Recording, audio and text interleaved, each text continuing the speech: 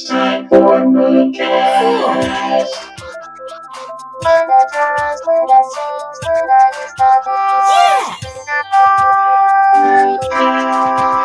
go! Hi. How are you? Welcome to Vietnam. Welcome to Luna. I am Vietnamese commoner living in Vietnam. So, update from COVID. I'm good. I am having COVID still. I just took a test this morning and I still have two, what did you call it, strikes? Two red lines. But anyway, I am feeling so much better. And I think that in the next few days I will be fine and I will not have a COVID anymore. And it's very happy to be here today and talk to you guys. Really? Yeah, watch your levels and then you'll know when you overmodulate, and then I won't have to harass you. You taught me how to line it up and it didn't work. Just watch your levels. Dang. I love you. You better. Oh, Han Solo. You're pulling a Han Solo on me. Oh, watch the levels on the... Check. If you watch the levels on the soundboard, Luna. The soundboard, right? Check. If it goes 1, 2, over 3. the 0, you're overmodulating. Over the 0. Okay. This is now I'm at like a 20 now. You're negative 20. Negative 20. So is that good or bad? Look at the numbers. They go from negative. Check. 1, 2, 3. Check. 0 is up there. 0's in the middle. In the middle. So I mean that I'm too quiet now? You're okay now. Just don't go over the 0. Okay, Do you fine. see the 0? Got it. I saw it. Okay, yes, then it's don't in the go over middle. Yes. Go away. Love you. I'm just trying to help. Hi, everybody. Welcome to Illinois. Hi, everybody. Now, the topic today is actually about, Vietnamese English and, why it's very difficult and understand Vietnam in English. But anyway, to warm up. What should we do to warm up, huh? By the way, just a report on my hair is extremely long right now, and I'm thinking about, should I cut it? My hair this is long already. Like seriously. It's having a long black hair, silky.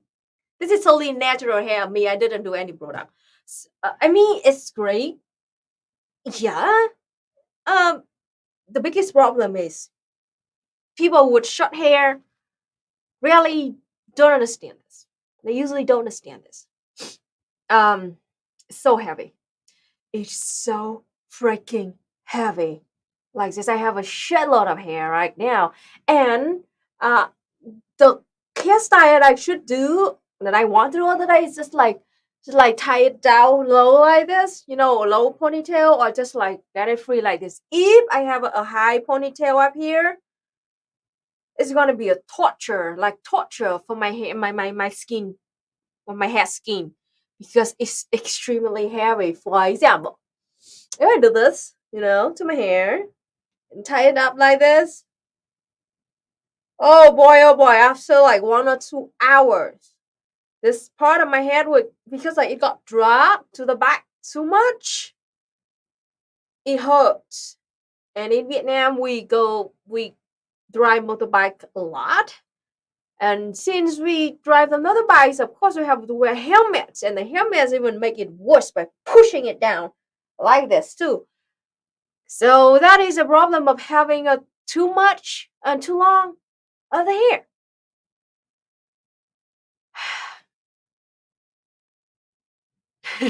I'm a sick long hair fan, but you do what makes you like more. So I'm thinking a lot about what kind of hairstyle I should choose. Should I cut it short? Or make it curvy? Or just cut it in half? It's kind of tough choice, huh? I haven't made up my mind yet. How my hair should be in the future. Oh, EJ also feeling better. He stopped having fever, feeling better, and he can work a little bit. physically. So I do believe that within this week we would be fine. I hate COVID, by the way. Hey, but your learning, organizing is hard when everyone involved has ADHD. I mean, it's true. It's really hard to focus, and especially try to organize together and try to solve a problem, but everybody has ADHD. I mean, that's a very sad truth. Sad but funny truth.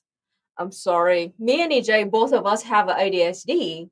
And it is so hard for us to stream together because none of us be able to focus on one topic. We just keep jumping topic and we keep changing the topics.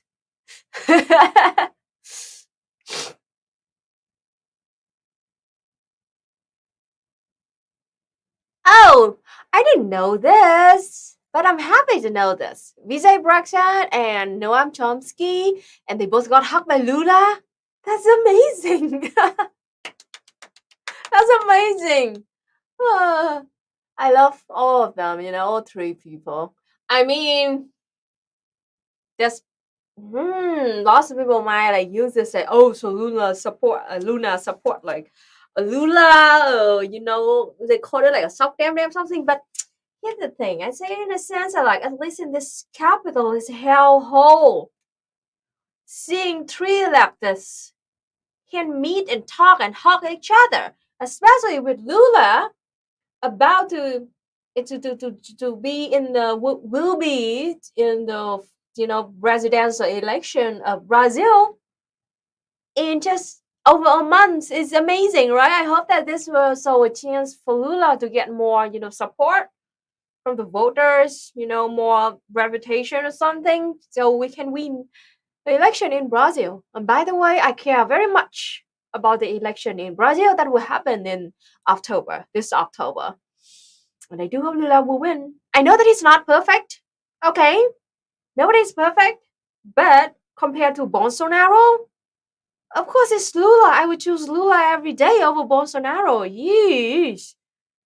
If you have any candidate that better Lula, yeah, I would love to know about them. But for now, Lula is kind of the strongest opponent to Bolsonaro that actually is kind of leftist. So, I mean, I support Lula in that sense.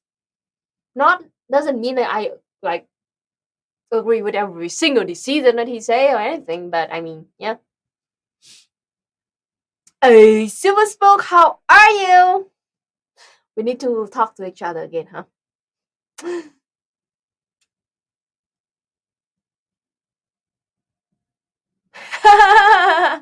I never try one. Like over the top, over design styles, I haven't. Because here's the thing, my hair is kind of picky in a sense that my hair is very strong and extremely silky. So it's gonna need lots of strong product to make it even stand up like this or turn crazy like that. But I haven't found that product yet. Maybe if I go to professional hair like makeup, I could have it.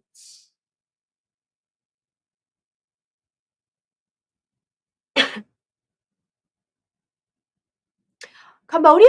I never heard. Hun Sen? Hun Sen is still the prime minister, right? Let me check the Google real quick about bầu cử Cambodia. Googling real quick right now. Okay, that's happened in June. Oh, they vote for local kind of local community, people's committee, something like that. Okay, not like presidential or anything. Uh-huh.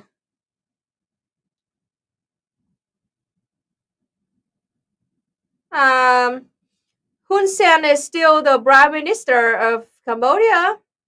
Oh no, that's the old news. Do not trust me that.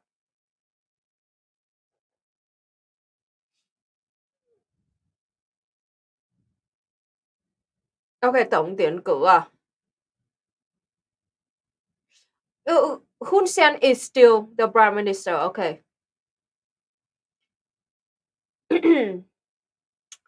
Oh, should I talk about this since we are talking about Cambodia? This is a big thing. This is a big news in Vietnam. One of the biggest scandal in Vietnam right now. If you wanted the title of Vietnam right now is "Do not stop trying to understand Vietnam in English," right? And I will give you some direct information about Vietnam in English. So I haven't heard about the national election of Cambodia yet. The latest they did this year in June was a local election kind of thing. So I don't know exactly how election system in Cambodia work, and I would love to learn about it. In the future, I have to do more research. I'm kind of curious about how it works in Cambodia. Interesting. Now, back to the huge scandal in Vietnam right now related to Cambodia. So, how do I start this? The biggest scandal that just happened like last week in Vietnam, like is this. You know, like in the south of Vietnam, in An Giang province, An Giang, the province had 3,200 villagers in An Giang province in Vietnam in 1978. 3,000 of them were slaughtered by Pol Pot. Is it because they located in a place like really close to Cambodia? The border is just a big river, and that's it. You know, you cross the river, and then that's Cambodia, and that's Vietnam. So it's like how close it is. So last week there were 40 Vietnamese ran away through the casino right on the riverbank on Cambodia side. They ran through, they escaped, and they swim through the river to Vietnam. And a few people died on the way or got caught back by those casino owners. So now this is no like news in Vietnam at all. This is a thing that we've been knowing for a very long time. But it is one of the biggest escape that Vietnamese made, you know, crossing the border, running away from illegal casinos. Now this brings to the very huge issue in this area right now, you know, in Vietnam, Laos, Cambodia area is human trafficking. Lots of, I gotta say that not all, but many of the casino owners in Cambodia owned by Chinese capitalists. I gotta say, I'm not trying to provoke any kind of disagreement or harassment or fight. I'm just reporting to you the fact that there are lots of Chinese capitalists who own casinos.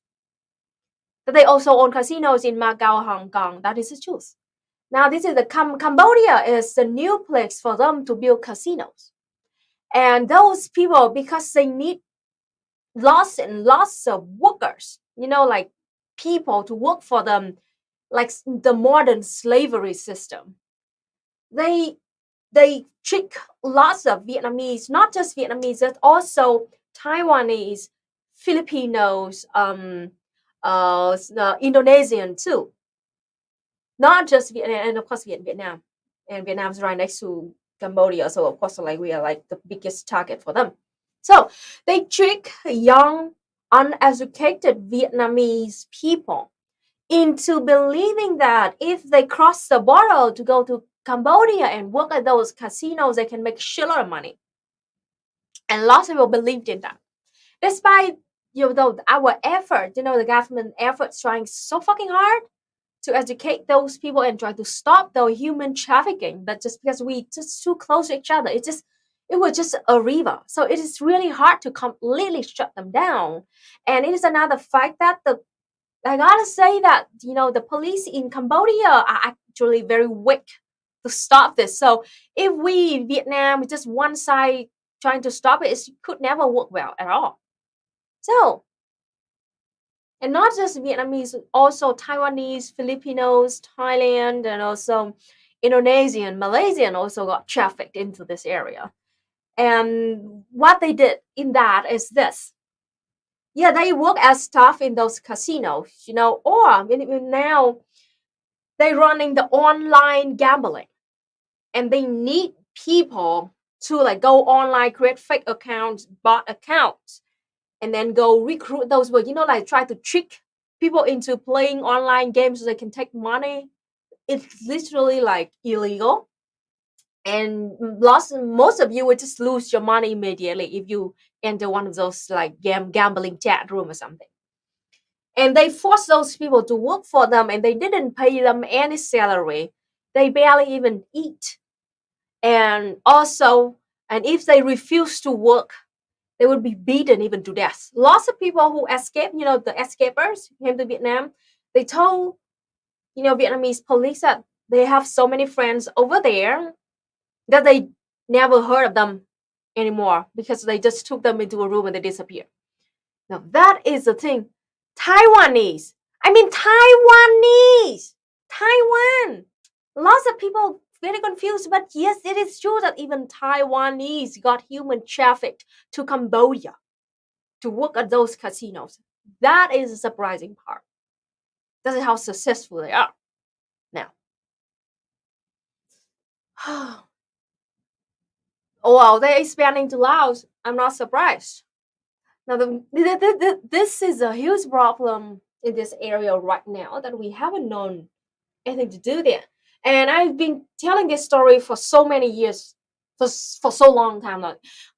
In 2018, I believe, 2018, me and EJ went to Sihanoukville.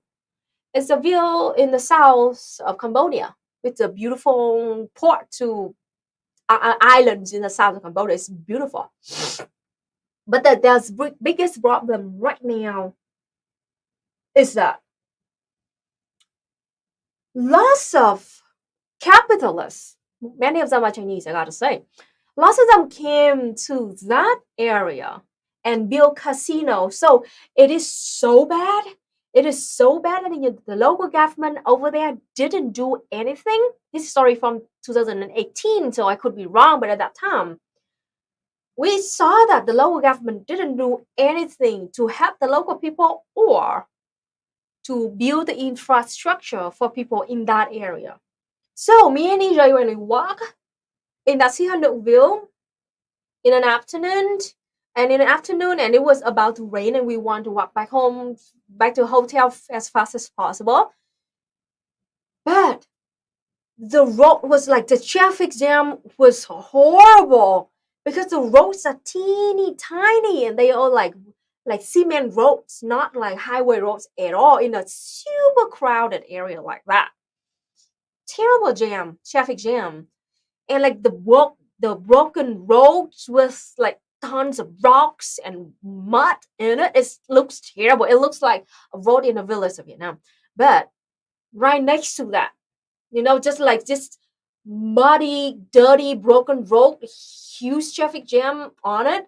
Next to it is like 10-floor casinos. The image, the contradiction of the huge luxury casinos like in Las Vegas or something, right next to teeny tiny little road broken and muddy with like tons of traffic jam, people causing traffic jam in that. Yeah, you can you imagine the contradiction here? It is really bad. It was really bad at that time. And now in 2020, and I saw people who didn't know better got trafficked into those casinos and they work as slaves. And they had to literally like ran away and escape. Like it's a story of like 17th or 16th century or something. Not like 21st century and right in Vietnam cross the border. Like, well, it is a huge issue, and lots of Vietnamese do not see any, strong effort from the Cambodia side to stop that thing. And I mean, it is really sad that they mostly treat like young people, like 18 to 25 year old people who born in rural areas who didn't know better, who didn't really like got high education or something, and they just very trusting people. Like Just imagine like one day you live in the little village, working as farmers, you or like factory earning like $300 a month. Like, it is enough to live in the village, yes, of course, but of course they're not rich because of that. So suddenly one day a group of like Vietnamese people dressed very rich came to your village and talk about like, oh, why are you doing this, working a farmer so hard? I have a job to you right now. Just go to Cambodia and working at casino, and then you will earn like $1,500 a month. And just sit inside a room with air conditioner and just work on the computer. And then many of them listened to that and believed in it, and they traveled with them illegally through the borders and then went to Cambodia. Now this is the thing that lots of Vietnamese also assholes, capitalists who they all know the truth, but because they want money, so they trick their own people into doing that slavery work. So it is really complicated, fucked up situation, and we don't know how to deal with it yet.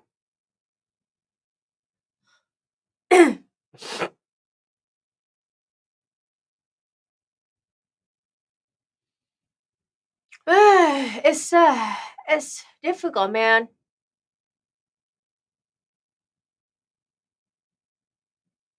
Oh, talking about China's banks, yeah, there are about 4,000 banks in China total. I mean, I kind of was kind of shocked when I heard about this, because there are 4,000 banks in China and about 5,000 banks in the USA. Wow.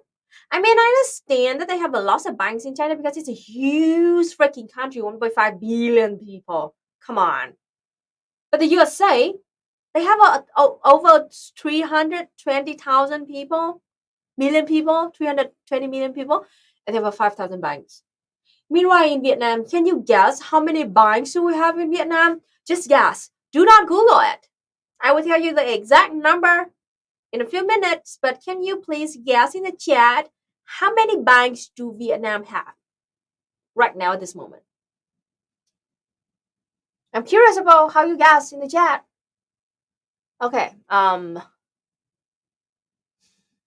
200, 5,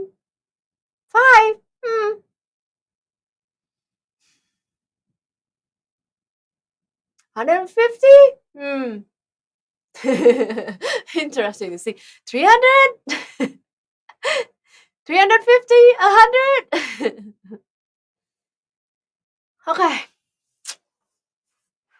Okay, so the real answer, or I'm sitting with my knees now. I'm gonna put it down.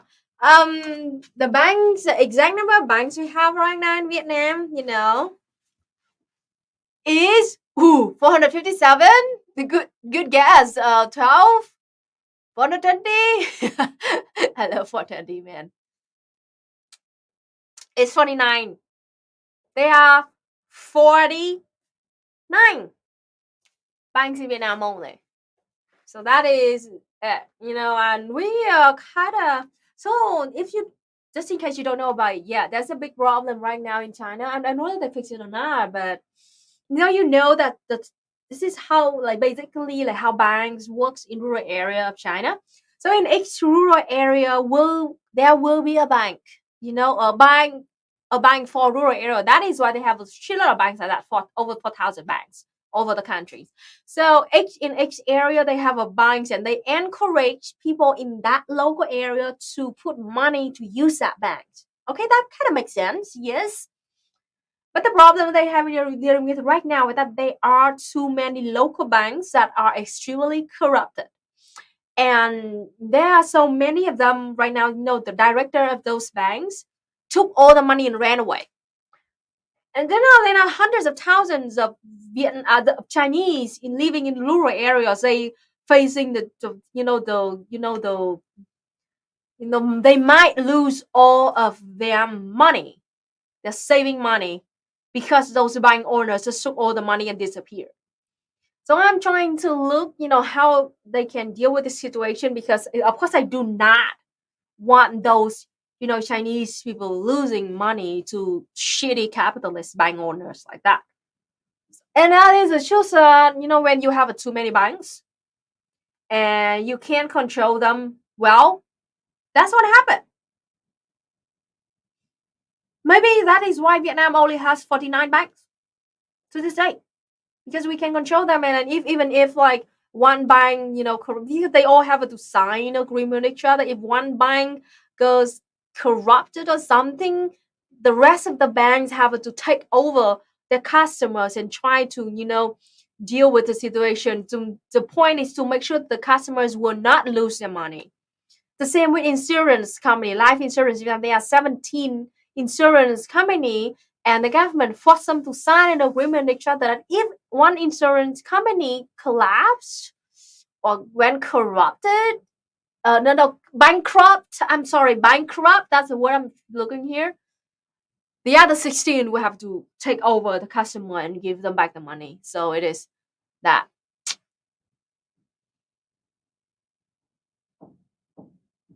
So I don't know how they can deal with that. It's like I'm looking at that situation and trying to learn from them. Like when it's talking to me when a master student is seeing things going on. For example, like that buying situation going on in China. I'm very interested in looking at the solutions that China, the central government will do to deal with that situation, because it is a very priceless lesson for leftists, for Marxist communists, Marxist Leninism communists. Because, whatever kind of achievement or failures that our comrades make, it is a lesson for us to learn. So I am very eager to learn about how actually, how China will deal with the situation in their country. And now looking at the human trafficking in this area that got related to those filthy capitalists, filthy Vietnamese capitalists, filthy Vietnamese Chinese capitalists, filthy like Taiwanese capitalists trick their own people, traffic their own people into slavery like that. I'm very eager to learn about how to deal with it. So, 49 banks, but how can you successfully practice predatory loans to make your population struggle by inflating housing costs and rent?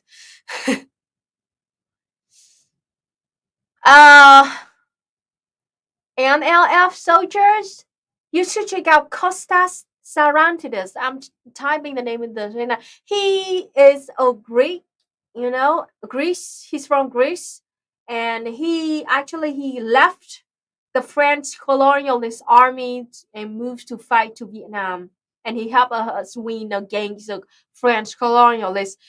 His life story is amazing, and he wrote his own biography, his own book. So I do think that you can check it out. His name is Kostas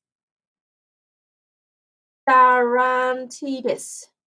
To this day, Kostas Sarantidis is still the only foreigner that we Vietnamese, consider him. We gave the government of Vietnam gave him the title of the People's Hero. Anh hùng lực lượng vũ trang nhân dân ấy, the People's Army's Hero, something like that. They're like the highest medal of the People's Army of Vietnam, and he is the only one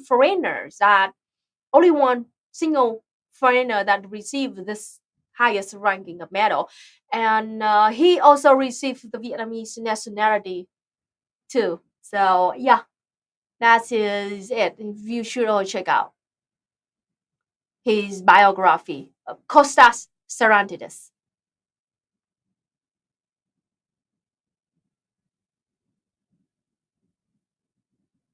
So now here's the thing. Because we're talking about China, and evil capitalists. You know that the relationship between Vietnam and China is very extremely freaking complicated. The two countries, Vietnam and China, have been struggling with each other since thousands of years ago. All right? And Vietnam was under the occupation of North Kings. We call them North Kings, like from China, for thousands of years, literally 1,000 of years. Okay? The USA is only 250 something year old, 147, maybe. Yeah, I could be wrong, but let's say 250 year old. 200 fucking 50 years. Like, you're like children to us. You're like toddler. Okay? The USA, if you compare, the since the time you've been existing, the USA is like toddler to Vietnam and China. We've been struggling with each other for thousands of fucking years. Not kidding. All right? So, of course, the relationship between the two countries is extremely fucking complicated. It cannot be categorized as good or bad, friend or enemy, airline or vassal state or like opponents and anything. You cannot use those, categories into describing the relationship between Vietnam and China. It's extremely complicated. So, on one hand, China is the biggest trade partner of Vietnam. That is true. Yeah. And both countries both call ourselves Marxist-Leninists. Yeah, we share the same ideology. Yes. We traded each other and we both Marxist-Leninist comrades. And then, yeah, we try to relocate right next to fucking each other. On the other hand, we also disagree with each other about the South China Sea bullshit. And also lots of other stuff too, but mainly it is because of the South China Sea bullshit, which is, we call it the issue of Vietnam. We do not agree with that, and we're gonna protect our sea no matter what. Okay? So this is the kind of, love-hate situation. And I am not comfortable talking about this in front of white people. I'm sorry, but it's true. Just like, if you're black, if you're watching this and you're black, please understand that, like, I do not want to talk about this situation in front of white people, just as you do not want to talk about blacks' issues in front of a bunch of white people. Why? Because they will not understand it. There's very simple mind of white people living in the Imperial core. They are incapable of comprehending the complexity of the relationship between Vietnam and China. And also, the xenophobia from the Imperial Court is so freaking strong. And for decades, the Imperial Court has been, using us and trying to make us into believing, they use the disagreement between Vietnam and China for their own purpose, which is xenophobia. That is why the USA has been, for years, for decades, been trying to, make Vietnam into becoming the ally of USA because you fight against China. Because of fucking that, I personally do not want to discuss Vietnam and China issue in front of a bunch of white people. I'm sorry, because many of you are too ding-dong and too reactionary to really understand our relationship. Here's the thing. Yes, we have a disagreement about the South China Sea and some other issues pretty severe, but it doesn't mean that we're gonna fucking side with the USA. To allow the USA to fight against China because, like, so bullshit, because China is still our biggest trading partner. And we fucking located right next to China. And China has a bunch of hydraulic bombs, like hydrogen bombs, and that's like, they're fucking powerful. We will not join in force with any country against other country. We will stay neutral. All right? And on and also, like, that is why, like, I want to, like, in Vietnam and the USA too. I don't know even how to say about this, man.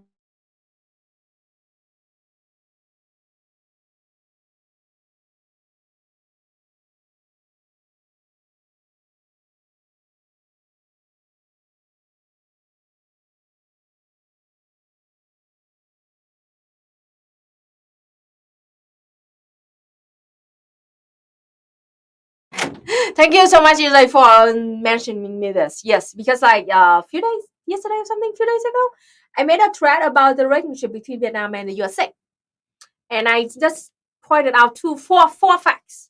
Like when Vietnam will officially said no to the US when they asked to put a US military base in Vietnam. We said fuck no. When the US wanted to upgrade the relationship with Vietnam, we also no. That's good, just to do business and that's it. We do not have one higher relationship with you.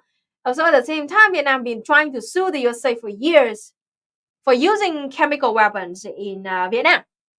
And we also officially stated that we, Vietnam, will not join for enforce with any country against other countries. We remain neutral. Okay, now, you know what? Because I just pointed out that fact, tons of people, bunch of people, white, they shocked at like, oh, how actually like Vietnam I love America, blah blah blah. Now here's the thing.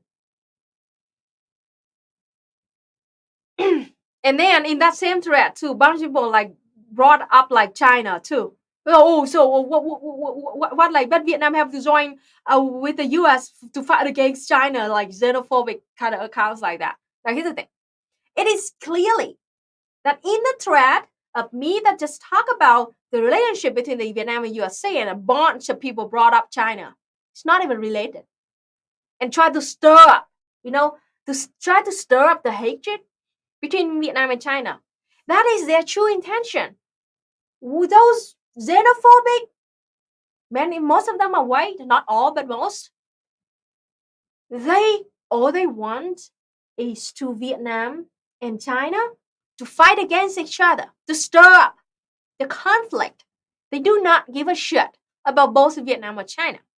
But because they fucking reactionary, so they want us to fight against each other. And when me trying to fight against, I will say like, hey, we're not gonna fucking fight against each other, or we're not gonna sign with you to fight against our neighbor. Okay, can you please understand that? But they just can't, because they want, what they want is to us to fight. To maintain, the power of the Imperial core. That is it. What are these people you speak of? You just go to my Twitter and there's a bunch. I had to block them all though. Too annoying. Too fucking annoying. It's so ridiculous that the amount of people obsessed at China. When me,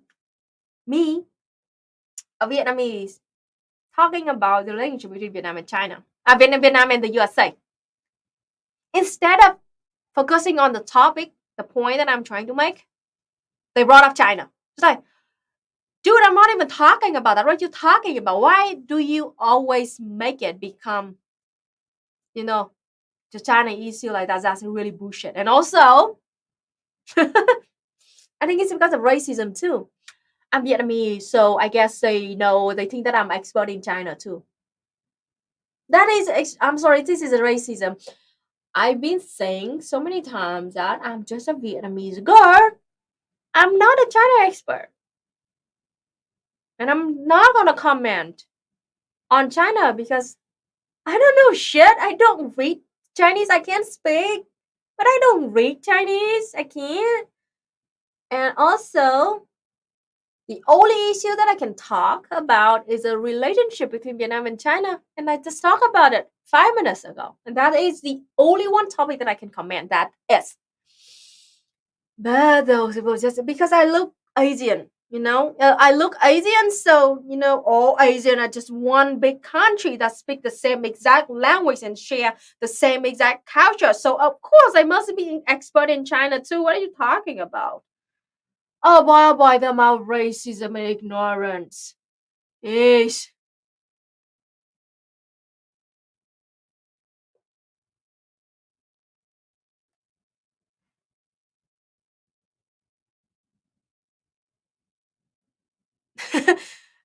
That is what I'm talking about. They absolutely obsessed with China.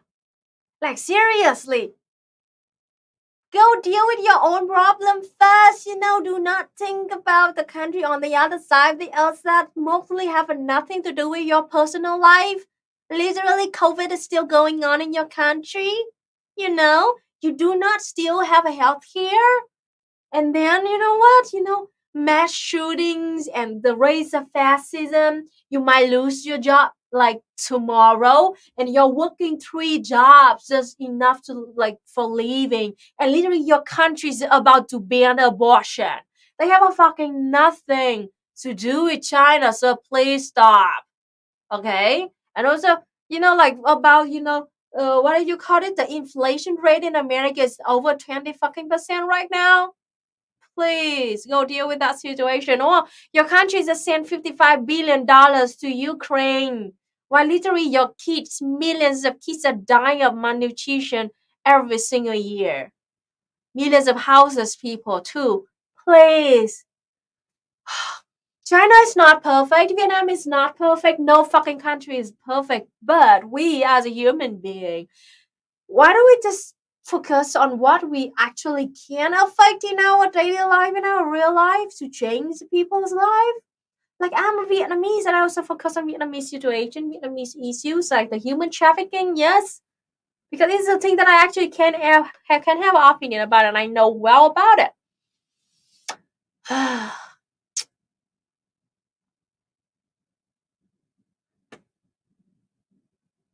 Yeah, Myanmar's long time no see, exactly. I mean, yeah, COVID is still there, but nope, we must talk about the monkeypox. Great. Literally, COVID-19 and monkeypox killing your people, but you're like, China? Please stop. Not worth it.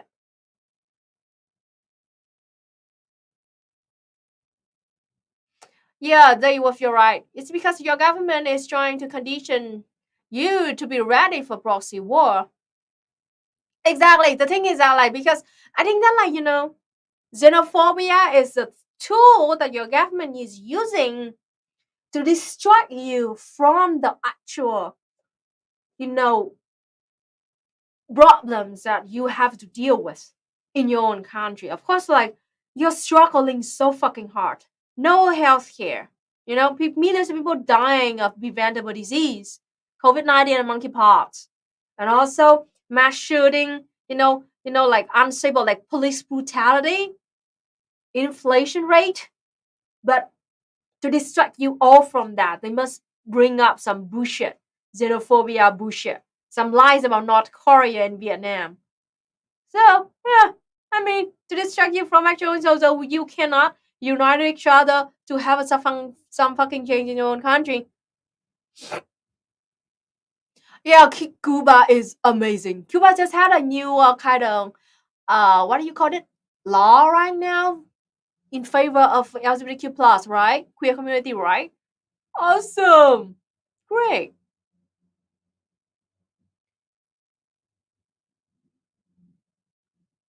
Uh,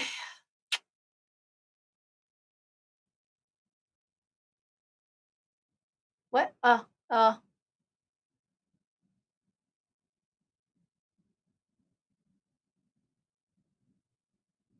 What? Was America's entry into Vietnam considered a betrayal? No.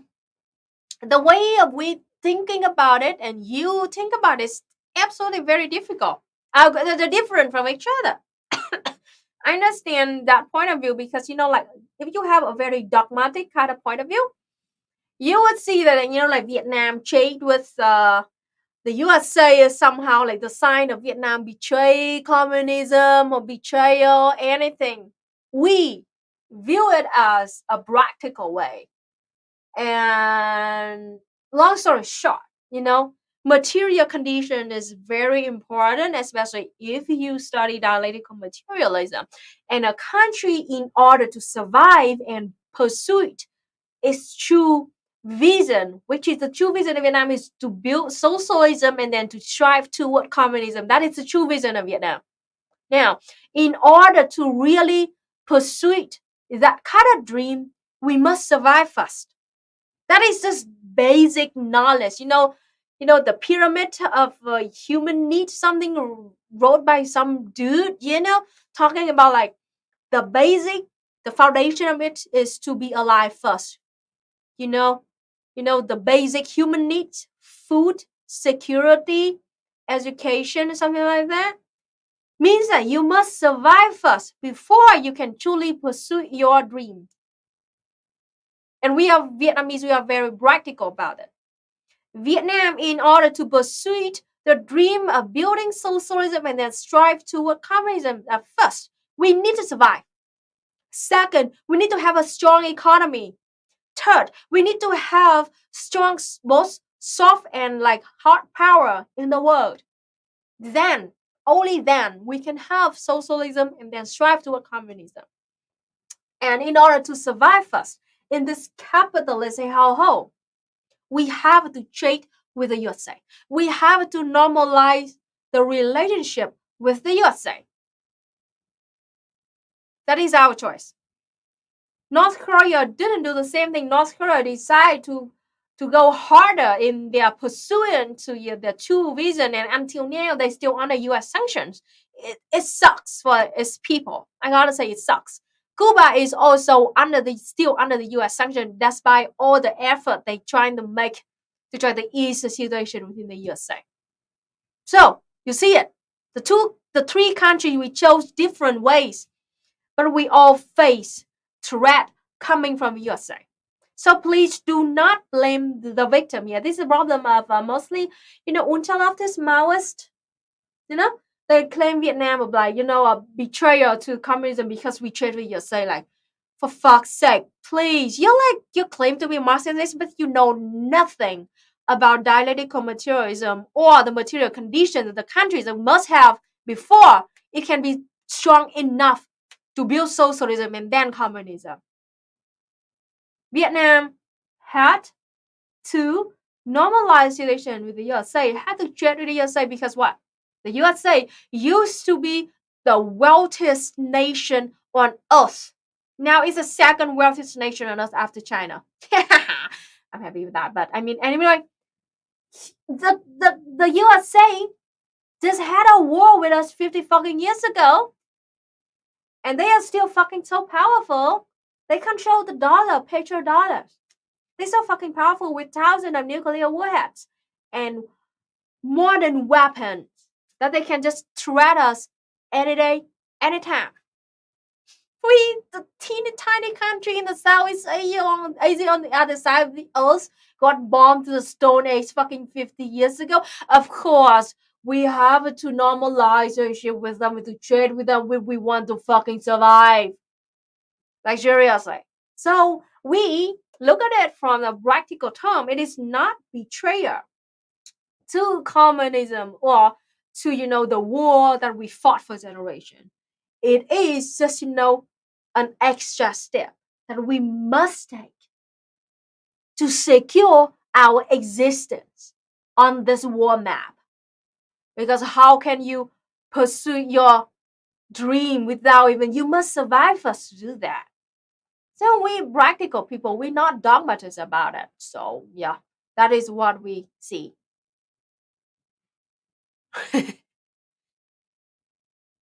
The USA is the second wealthiest country on earth after China. Yeah, it's just a new numbers this year, right? I could be wrong, but this year, right?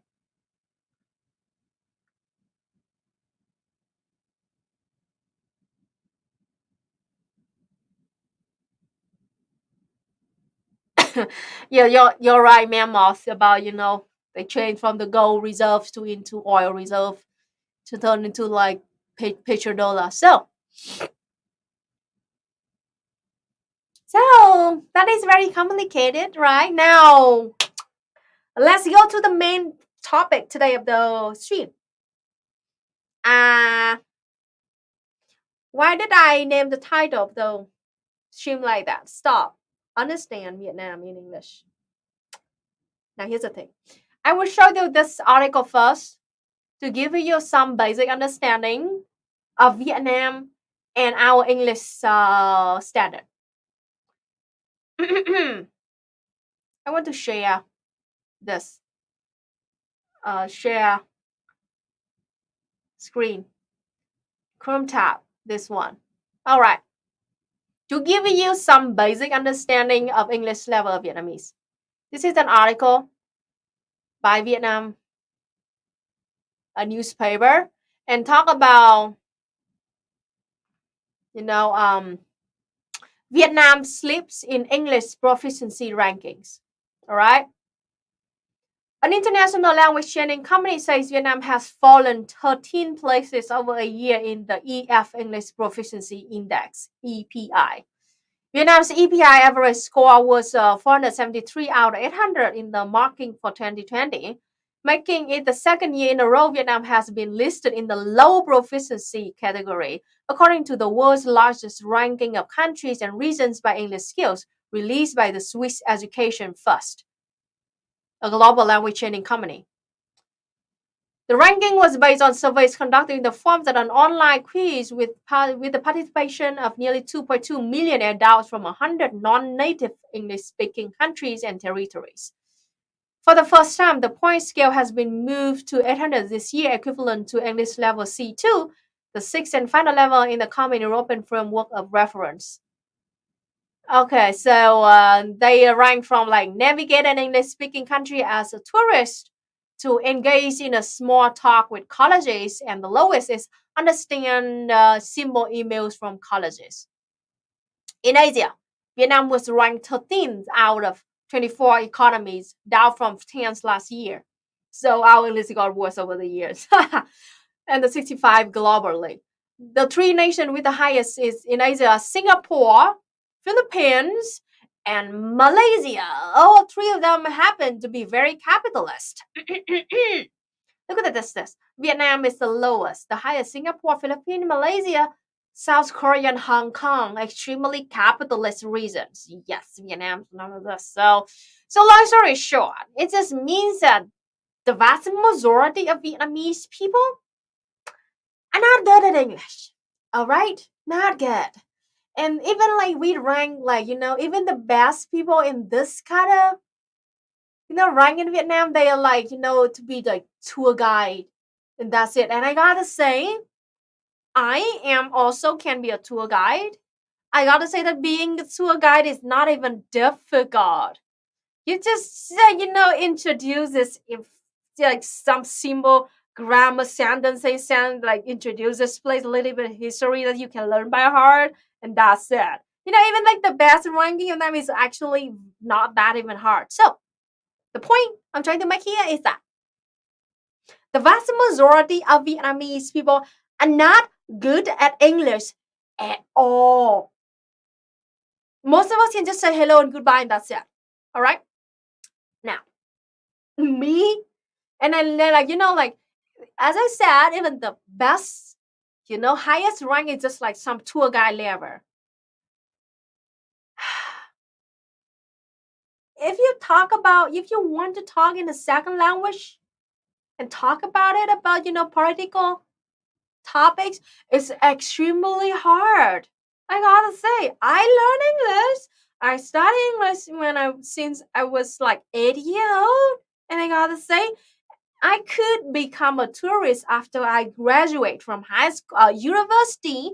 Means that I was like 21, 22 years old at that time, and I could be a tour guide. But at that time, even though I could be a tour guide, I was not able to talk about political topics at all. Forget about it. Nope. I was only able to talk about political stuff when I was 28, 29, after like nearly like a decade working in English speaking space, and also talk, to EJ, my partner, about political stuff, and he educated me a lot about a bunch of those concepts, and had to learn a shitload of more knowledge and English and vocabulary so I can be able to talk about political stuff in English. So actually, I gotta say that I'm not bragging about it, but people like me, commoners Vietnamese living in Vietnam, never set a foot in the USA or in any imperial core countries. That I could be able to talk about political topics in English, in a second language, is extremely rare. It's rare. That is the truth. It's fucking rare. So, now, this brings to the main topic of today is that I want to dunk on Reddit and also a lot of English speaking social media. I call it English speaking sphere. Now, lots of Westerners, foreigners, outsiders, not non-Vietnamese, they claim that they are expert about Vietnam. They know everything about Vietnam because they went on Reddit and they went on r/Vietnam kind of subreddit and they read a bunch of very well Vietnamese speaking accounts that can talk about political stuff, and they claim they know everything about Vietnam. Like, dude, no, it's not. Okay? Reddit is a shithole social media that is full of anti-communist, fascist sympathizer assholes. And usually, if you see an account claim themselves to be Vietnamese and they speak English perfectly and also they can talk comfortably about political stuff, 90% they are not Vietnamese or they are Viet diaspora living in the Imperial core. I say this with confidence because vast majority of Vietnamese do not even know that Reddit exists. And vast majority of Vietnamese communists, we have a survival bias. Means that we do not want to expose ourselves in the English-speaking sphere because we believe that it is a very reactionary sphere full of fascists, racist, neoliberals, full of indoctrinated people. So yes, we want the fucking war. We do not want to expose ourselves to those fucking shitheads.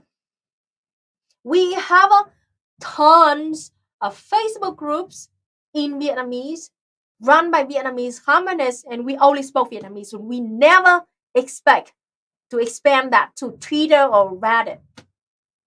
No. Okay. And here's the thing.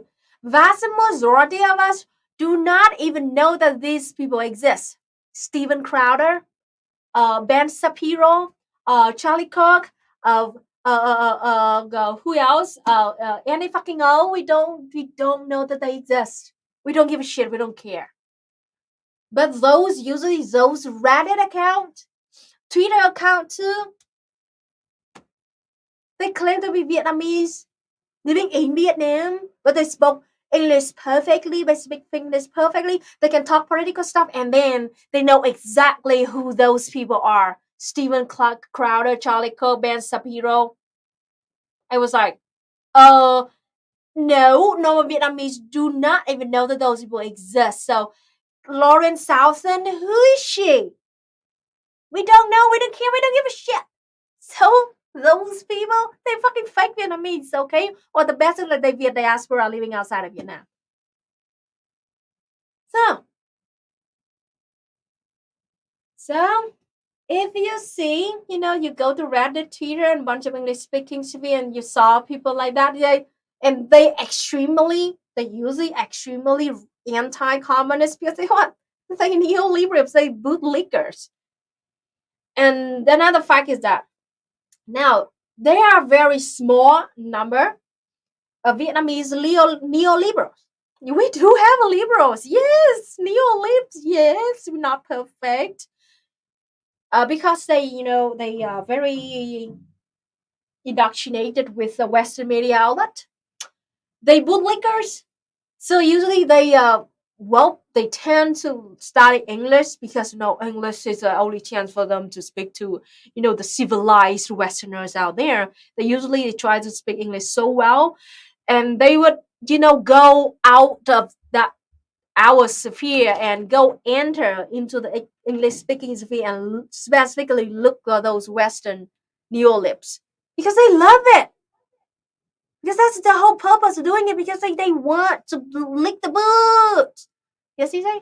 Well, I just wanted to say, from the perspective of an English speaker who's lived in Vietnam for 10 years, it's also like people who speak really fluent English in Vietnam. Vietnamese people who tend to speak, like not Viet diaspora, but Vietnamese people in Vietnam who speak it really well, tend to come from more wealthy backgrounds, which means you're going to have more of a liberal, neoliberal, petty bourgeois background for those people too. Yeah.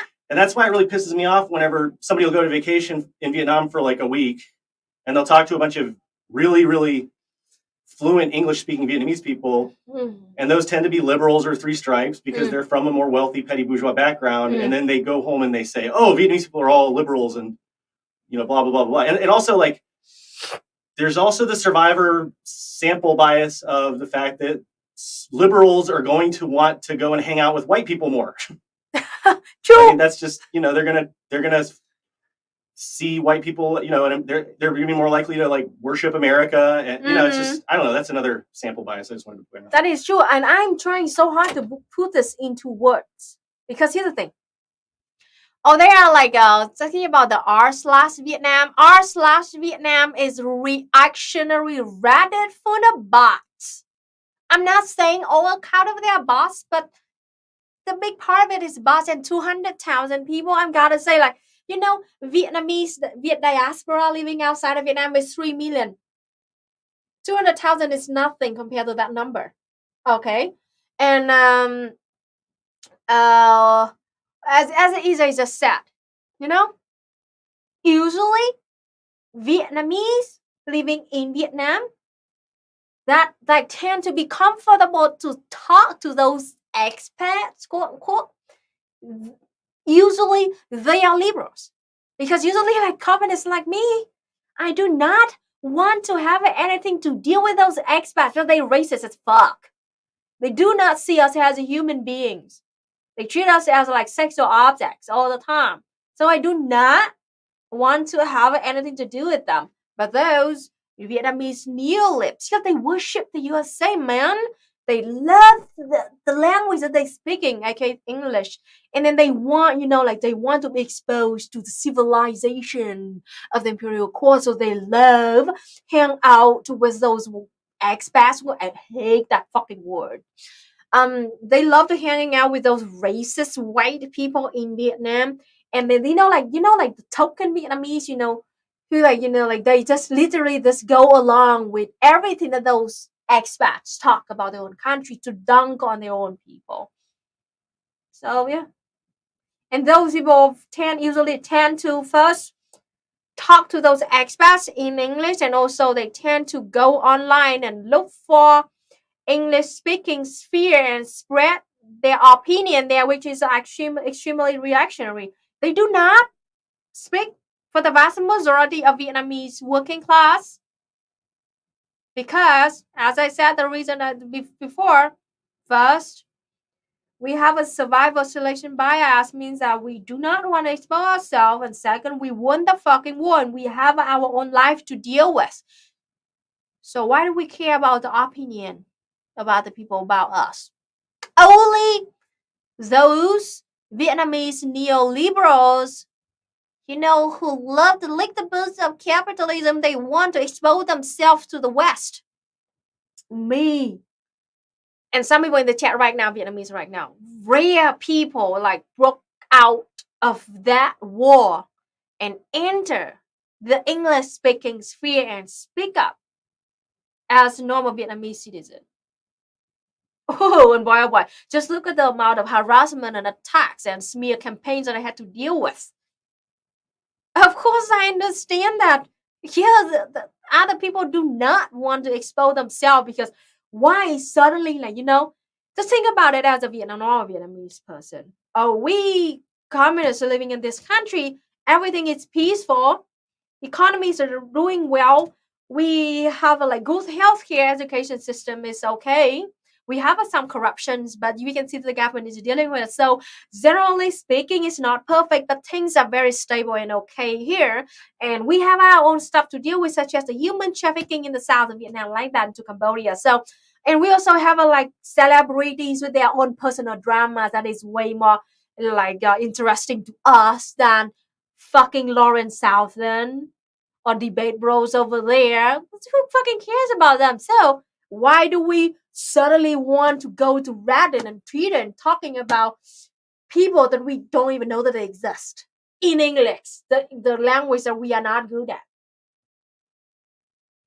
So, yeah. So, I gotta say that if you really, and here's the thing too, back to the point. Isn't that important for you to be Vietnam expert? Like, seriously, if you're non-Vietnamese, why? Why is it so important for you to be a Vietnam expert? Why? We on the different side of the earth, we do nothing to you. You have your own problem to deal with. Why do you care about what we think? Deal with your own problem. Jeez. You don't even have a health care yet. Go deal with it. Leave us alone. And if you really want to be Vietnam expert, please learn our language. Go to Vietnam speaking like Facebook groups or page or anything like that. Try to talk to us in our own fucking language. Instead of just go on fucking Twitter, go to r/Vietnam. Please stop it. And then just read those neoliberals like bot accounts and also act like you're expert. If you really want Vietnam expert, please show some efforts. Okay, please put in some efforts into learning our own language. Go talk to us in our own language and you will see how actually think and believe. Okay? And if you like really do not trust my word that much, it's fine. I'm fine with it. I don't care. Seriously, I don't give a shit. I'm living in this country peacefully. Everything is nice. I'm having COVID, but I'm getting better. At least like the test, the COVID test kit in Vietnam for the quick test is like $1.50. So everything is affordable. Inflation rate is under control, and the food price is okay. Yes. We do not have a mass shooting on street. So, I mean, I really do not care that much about if you believe my words or not. And if you do not believe in my words, just show some efforts by learning our language.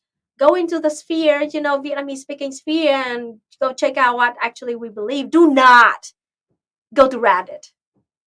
It's just like, please don't. Yeah, please don't.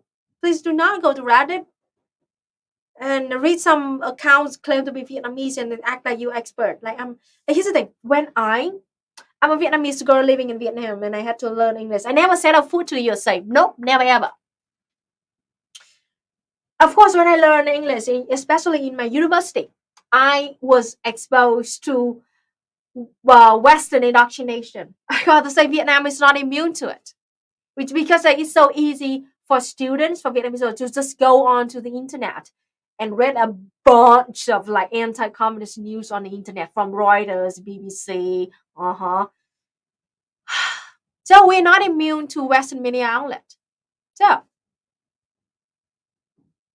it's so fucking easy for Vietnamese people to be indoctrinated by Western media. So I fucking was. And at that time, I also believed in, the freedom and the democracy of the USA and how actually it's so awesome. And I did believe in the American dreams. US focuses on other countries as a distraction. Exactly. You're right. Agree with you. So now, you know what? It took me years. It took me years to understand the truth. The true situation is going on in the Imperial core right now. It took me fucking years. You know what? I had to break through all of those indoctrinations. Try to read behind the lines. Talk to actual Americans living in America. In their own fucking language. So I can understand the truth about the USA. Someone in the chat asked about students that like study in the USA, Vietnamese students that study in the USA. Yeah, I'll go. I taught, including Vietnamese students, a lot of international students in the USA at a international language school that I used to direct. Mm. And I mean, it's obvious that Vietnamese people who study in Europe and the USA, that is incredibly expensive.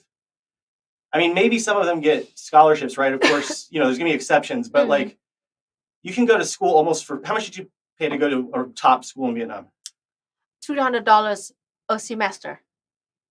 $200 a semester. Yeah, so, a Vietnamese person can go to a really good college in Vietnam for like hundreds of dollars per semester, in the low hundreds, to a really good school, or they can study abroad and spend literally, a fortune. It's a fortune for people in the USA. Fortune, yes. So again, you're going to have a sample bias there. I'm not I'm sure that there are good principled. Yeah, I'm sending you a picture of actual Vietnamese students studying in America, but actually communist. Yeah. So but you're going to have a sample bias though, because those people are going to tend to be more wealthy. I mean, that just goes without saying. I mean, and here's the thing too. The students that I taught that were Vietnamese, they were wealthy. In the United States when I was teaching there. Yeah, right. How can I download this? Yeah, Google sucks. Google sucks. I can't. Okay. And then you're gonna have to copy and paste it into the other browser. Oh gosh. Okay, fine. Oh, golly. Yeah, okay, you can just share that window. Yeah, share that window. Okay, I'm gonna share this window to you. And I think that this will change, by the way. Don't you think? This will change over time. I mean, there's going to be more and more, because Vietnam's getting more wealthy. The English language, well, I guess it backslid. Yeah, even talk about, there are Vietnamese students. This guy studied in America, and then this is his graduation kind of ceremony, and he brought this fucking flag. Yeah. Vietnam is freaking communist. Yeah. So it will say yes, there are communists. And you'll see, and I think you'll see more and more. Although what troubles me we is exist. We are communist. They are communist Vietnamese, and we exist. just a few dozen million of you. Yeah, a few dozen millions of us. That's all. I mean, yeah. It's like Tobias. There are dozens of us. But anyway, yeah, this is a Vietnamese. I'm in a communist Vietnamese Facebook group. It's very chill in there. People are very funny and also learn so much from older comrades. Yeah, we exist. I was going to say that there will be more and more Vietnamese people learning English, but did you say that they were going backward? Like it's getting worse? English level? Yeah, it's getting worse. So maybe you won't have any competition anytime soon. It's getting worse, actually. So yeah, just long story short, we exist, and we even you wave this flag in the USA. So I mean, yeah.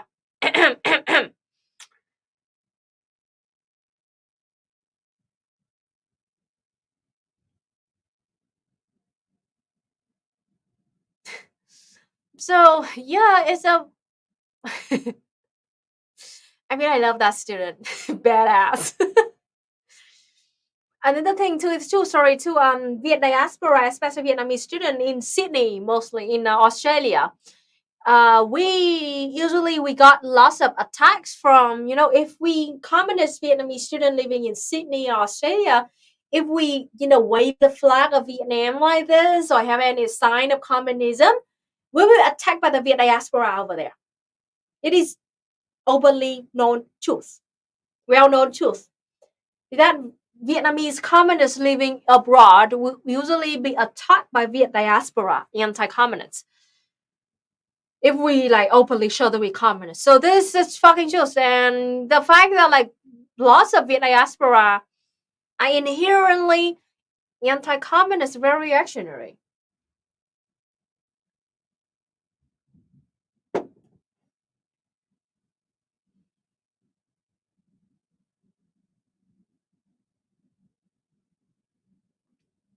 I'm checking the chat right now. If you have any questions, time to ask.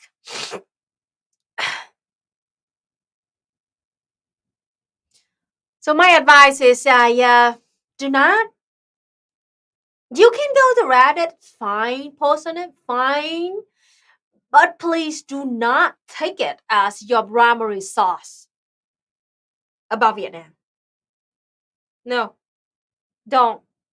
You can go check it out, have fun. with it, yeah, and know that yes, they are shitty Vietnamese neoliberals who fucking like bootlickers and love the imperial core, yeah. But do not act like the whole country's like that. We despise those people. Well, we don't like them. Okay. How well is Trotskyism in Vietnam? Not well.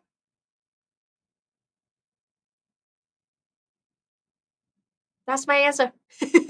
Not well. I mean, then please distinguish between Trotsky himself and Trotskyism. Trotsky himself is very different than Trotskyist and Trotskyism. So please do not get me wrong. When I talk about Trotskyism and Trotskyists, yes, they are not doing well in Vietnam, but this doesn't mean that we like totally hate Trotsky because Trotsky, yes, has some ideas that I respect, makes sense, and I agree with that.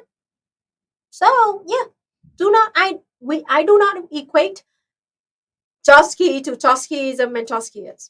Totally different. And just like I do not equate Mao Zedong to Maoism and Maoist, they're totally different. They're very abstract. They have a huge gap between each other. So Mao Zedong has nothing to do with Maoism, and Mao is very kind of different. Mm. Mao Zedong thought is different than Maoism. Okay, yeah, that's some basic knowledge. Mao Zedong thought is extremely it's just totally different thing compared to Maoism.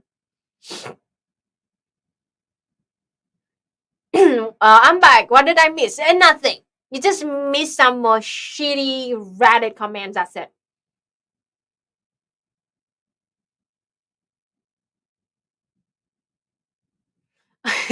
Ho Chi Minh took my family's farm. Fidel took my family's farm. Stalin took my family's farm. Yeah. I saw another tweet and I kind of it's really funny, but yeah, it's a good point. Yeah, you whine about those, those Gusanos, Miami Cubans, or Orange County Vietnamese, Houston Vietnamese. You just say like, "Oh, well, communists took everything from my family, including my farms and my factories." Okay, well, my family never have anything under capitalism. So what the fucking point is you had something to lose? So that's an extremely good point. That yes, you have nothing to lose under capitalism. Of course, you don't want it. You don't want the system.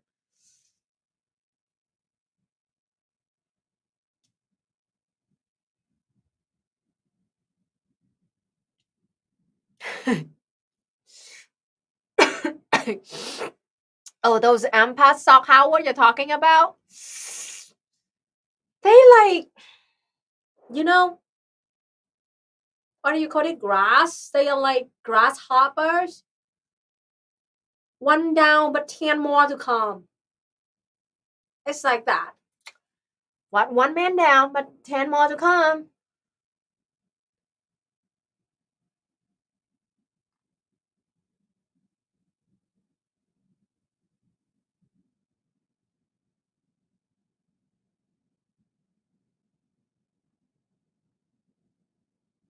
So, my point in the video today is that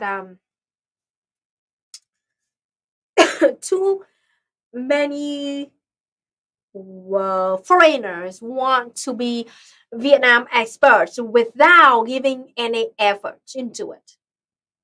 That is very funny because I I'm proud. I can be confident to say that I'm the US UK expert. I'm fucking US UK expert. You know why?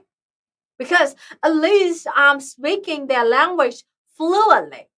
Second, I spent years and years and years researching about their own countries, from history to current situation to the laws. Okay? And also at the same time, I talk to God knows how many actual people living in that country in their own language. So with all of that effort, I think I'm worthy of that title, being English, a US UK expert. But those people who claim to be Vietnam expert without even speaking the bare minimum of Vietnamese, let alone be good at Vietnamese enough to talk about political topics. They didn't even go to fucking communist Facebook groups to even talk to us. All they did was to read Reuters and BBC, go to talk some account on Twitters and Reddit in English, and then they claim to be experts. Like, you're literally like, do you have any shame inside you? Did you embarrass at least to call you that and to claim you know all about Vietnam just through some Reddit posts and some Twitter threads that in their own fucking language? Like, what the fuck? Like, yeah, please, be humble a little bit.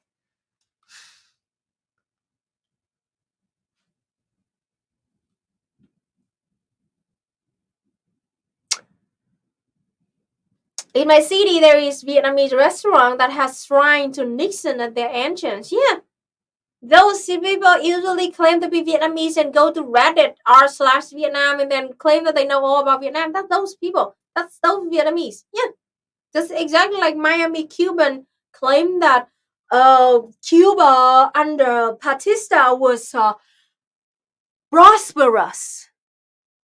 Yeah, yeah, believe those people. It's just like if you want to learn about Cuba today, you go talk to a bunch of, Cubans living in Miami. You learn about it.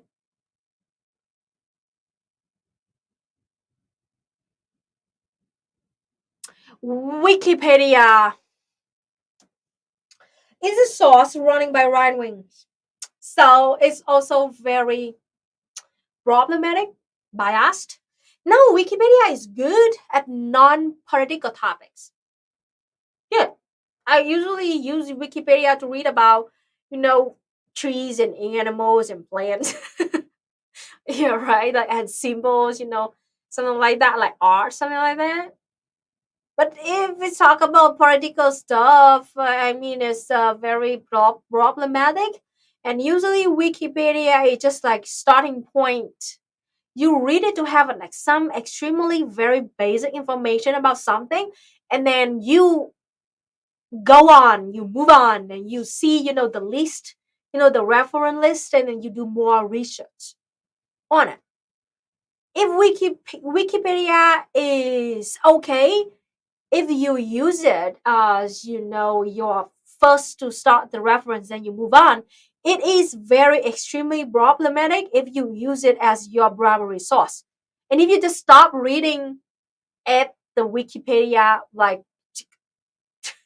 it's laughable, you're laughable, I will laugh at you if your research start and stop at Wikipedia.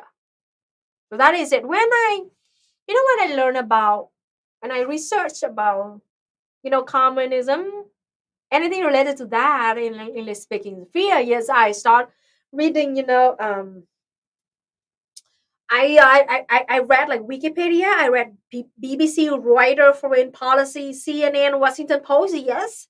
And I also try to, because I am lucky enough to read Vietnamese fluently, so I also look for it in Vietnamese, and also try to look for it in different countries' languages through different writers too. So the point is that I have as many perspectives as possible. Only after that I can, draw a conclusion. I also lucky to have EJ as my partner.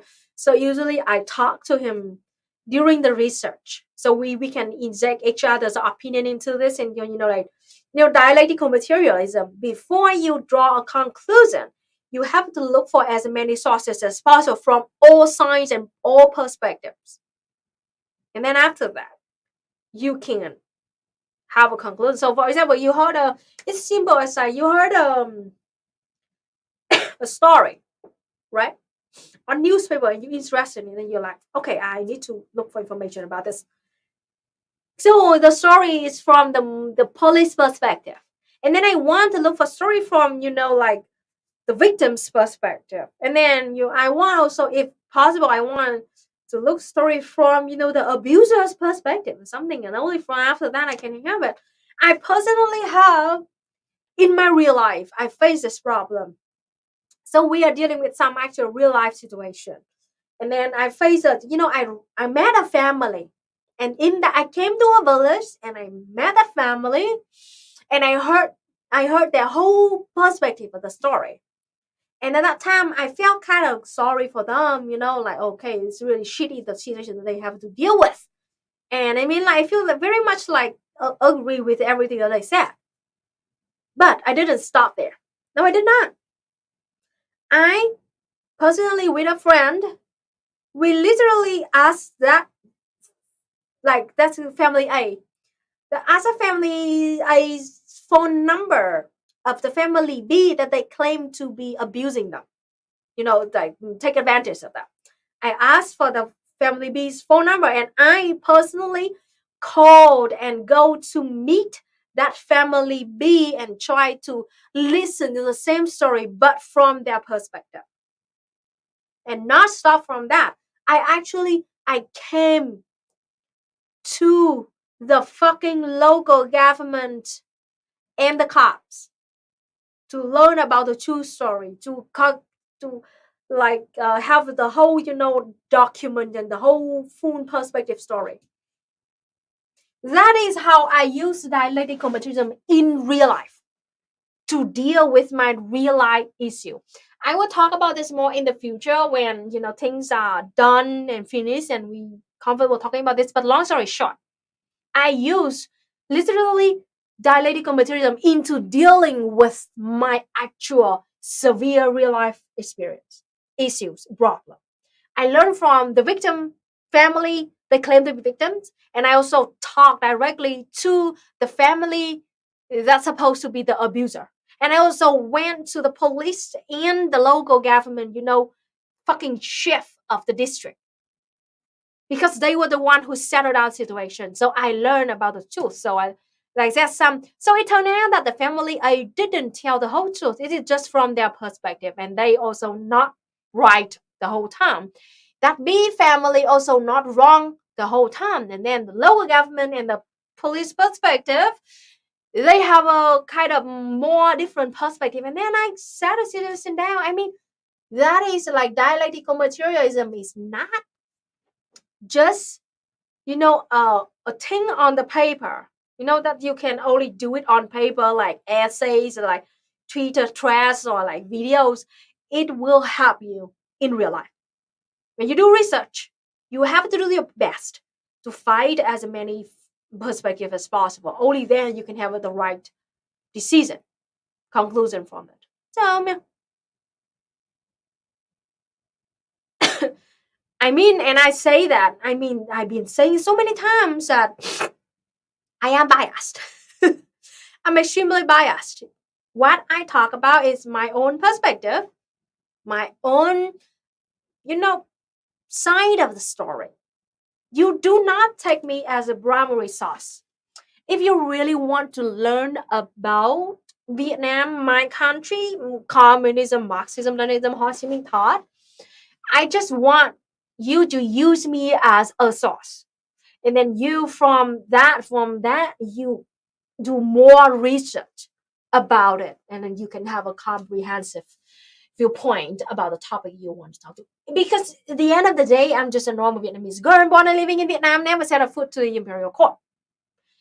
What I only can give you is just the perspective,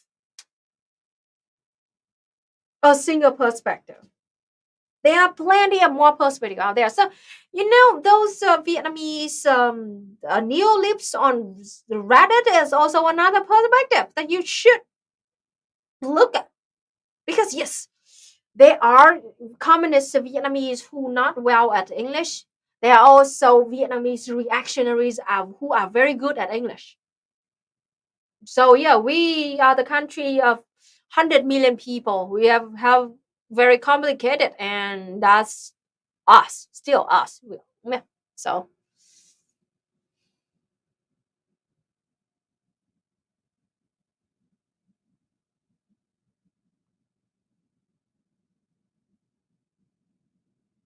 we are My throat is still a little bit weak because I talk a lot.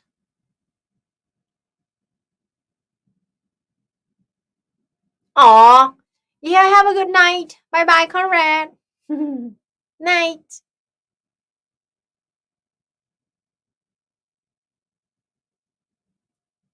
Here's the thing too, talking about bias. Now,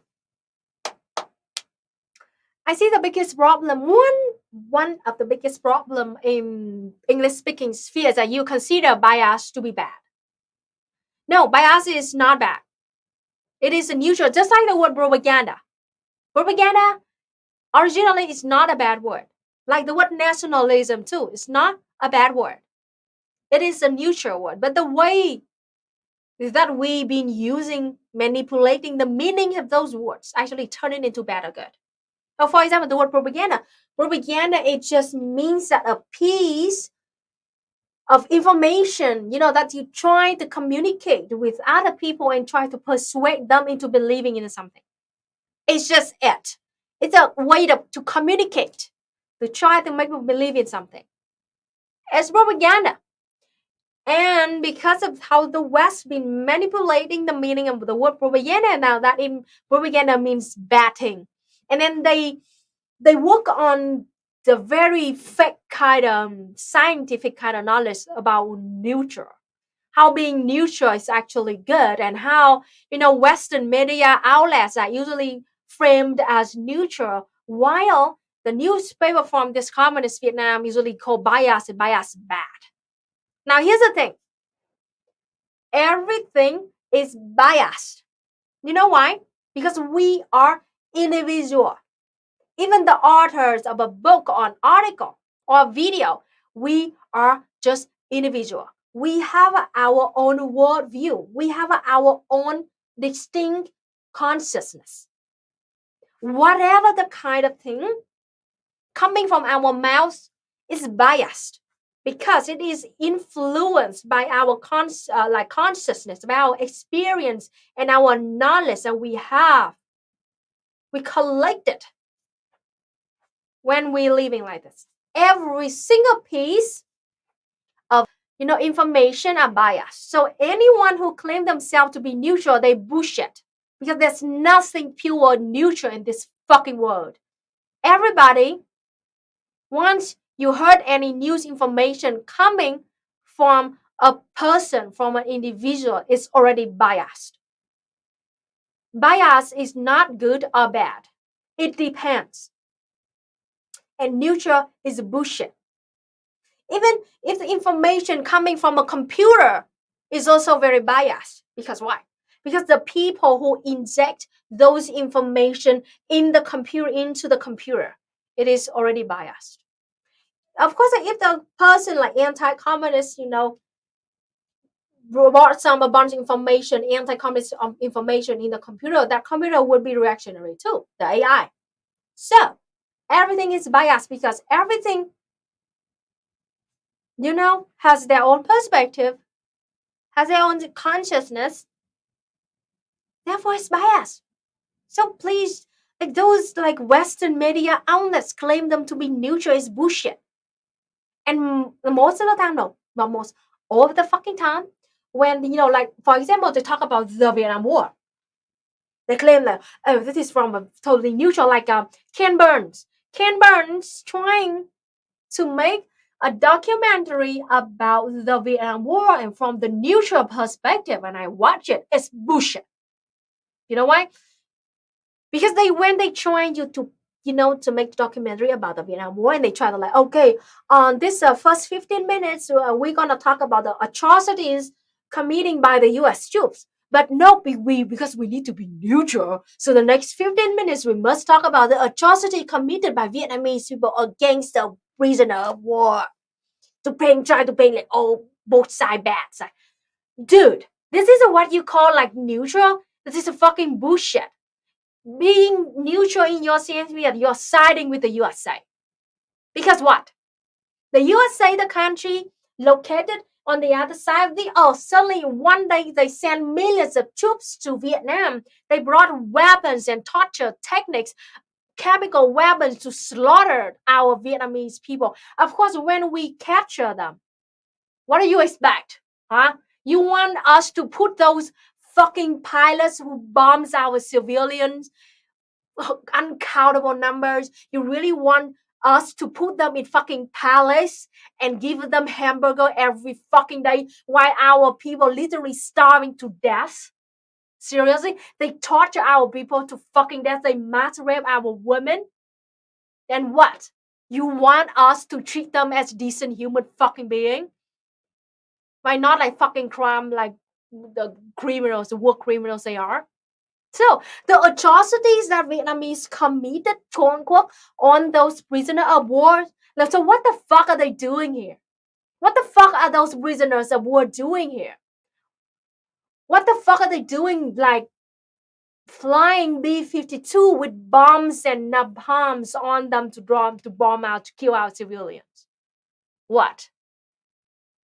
So, see, the neutral of Ken Burns is bullshit. Ken Burns himself is a white dude living in America. And he makes the documentaries about the Vietnam Wars and being raised by white people about how neutral it is. But to us, it's bullshit. They are siding with the USA. They are siding with the genocide committer. They're siding with the people who committed genocide on our people, killed 3 million of Vietnamese people. Because they're trying to paint us as equal as them. They're trying to paint the invaded as the invader. The Nobel Prize, bullshit. In 1973 or something, I could be wrong, but Henry Kissinger and Lê Đức Thọ, literally a communist leader of Vietnam, they were both awarded with the Nobel Peace Prize. Fucking neoliberal bullshit. They literally gave the invader and then the invaded the same exact Nobel Peace Prize. It was so neutral to them, because like Henry Kissinger and Lê Đức Thọ both joined the Paris Peace Accord and created peace in Vietnam. But you know what? Lê Đức Thọ, the Vietnamese communists, refused to take that prize because it is a fucking insult to Vietnam. Why did they give the invader the same title with the invaded? All we did, we were the one who created peace. They were the one who created war. They came from the other side of the earth with weapons and bombs and toxins. And they murdered millions of our own people. And they sucked so much at fighting that they had to sit with us in the Paris Peace Accord and to sign a peace contract with us, peace accord with us. We were the one who created peace because millions of us rose up, stand up, and kick the invaders out. We were doing so well that they had to sign the peace accord with us, because if we didn't fight them back, there would never be a peace accord. We would forever be occupied and controlled by the imperialist USA. We were the one who created peace. So why the fuck did they give the Nobel Peace Prize to Henry fucking Kissinger? Now that is the evidence, the proof of how being neutral is fucking bullshit. Being neutral is just a neoliberal kind of false way to call fucking him to sign with the abusers, with the invaders. It's bullshit. So being biased is not always bad or good. So now, do you sign with the Nobel Prize organization now? Do you think that giving the Nobel Peace Prize for both Henry Kissinger and Lê Đức Thọ of Vietnam is like a neutral thing and it is a good thing? Do you really think so? Really?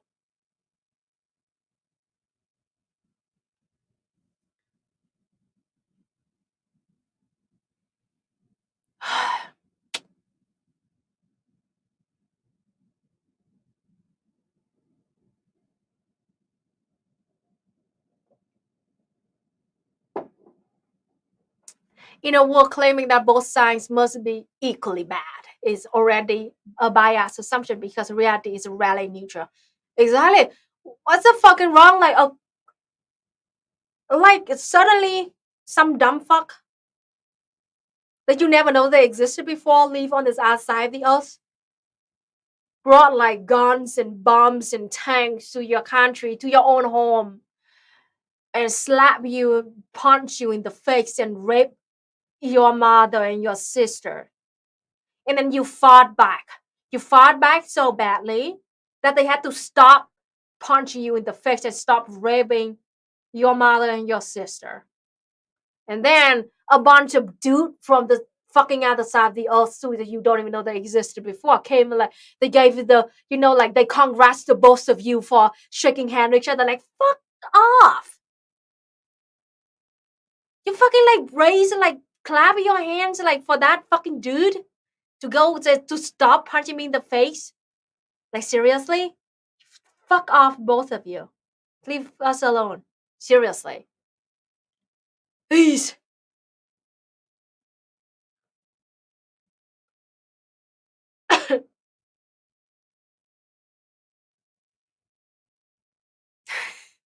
He sat on the reason and pulled himself up by his own bootstrap and got a good job. Ah, man, oh boy, oh boy.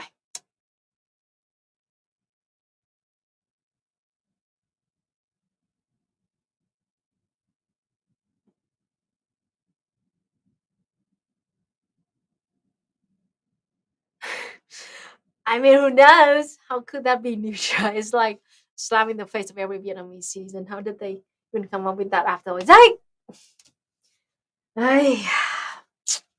mean, indoctrination is a hell of a drug.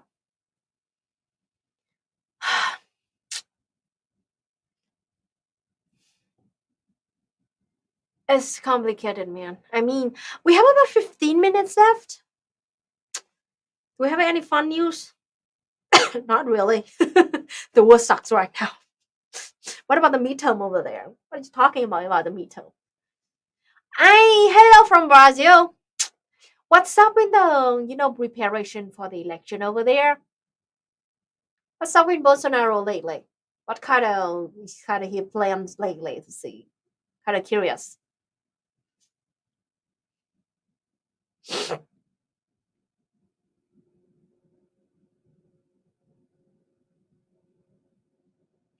Oh, how do we feel about the countries that we very, very hate them all? There's a country been existed for 1,000 of years, 4,000 of years at least. And also we've been in war for like 2,000 of years for half of it. So just want to be left alone. How's Lula doing? Yeah, how's Lula doing? The newest news is that Lula just had a meeting with Vijay Prasad, our awesome Indian comrade, and also Noam Chomsky. So I mean, really good, right?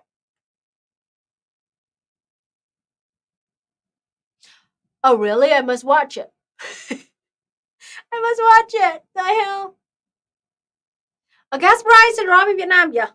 Gas price. I want to check gas price in Vietnam. How much is this now? That's Vietnam. That's 20. Ooh, it's 25, huh? 25,000 dong. It's around like um 1,000 dong more expensive than last time I checked, but it still remain lower than before.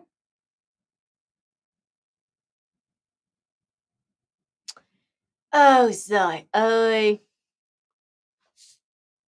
mean, what should I do? Just laugh then? They losers. They like Maoists, ultra leftists. I mean, in the sense that they claim others to be revisionists while spreading revisionist version of history themselves. They also the one who claim that Vietnam trait of communism that I just talked about earlier in this stream. So I mean, at this point, just laugh at them. The thing is that they're not powerful enough to have any actual effect change in this world. Because here's the thing. That's my point. They're so poor. They're so dogmatic in the sense that they get keeping everyone. And those people, they cannot have any power because the word is way more complicated than their version in the head.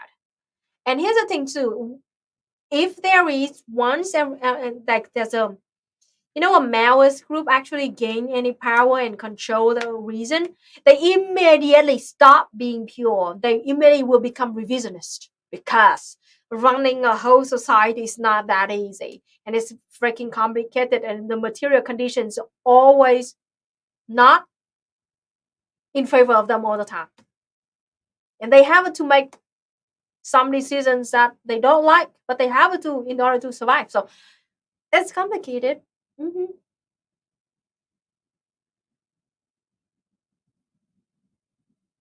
About like lots of 499 in South Carolina. You're from South Carolina? Southern California. I'm sorry, Southern California. I paid 495 in Louisiana, 439 in Silver, Northern California. Huh. It's so. I'm still cannot wrap my head around this because you have a different gas price in different regions in the USA, right? It's different in Vietnam. Vietnam, we have a national kind of state-owned kind of petrol company. So usually, if you buy from that national, chain of stores of petrol, same price everywhere. Even if you go to extremely rural area in the middle of nowhere in the mountain of Vietnam, it will be the same as the price in the most crowded city, Ho Chi Minh City, same price because it's a national system. Of course, if you buy from like some private oil company, yeah, they will have some different price something, but generally speaking, it's rare. And yeah, we mostly just buy from national store, which is they are everywhere the same price.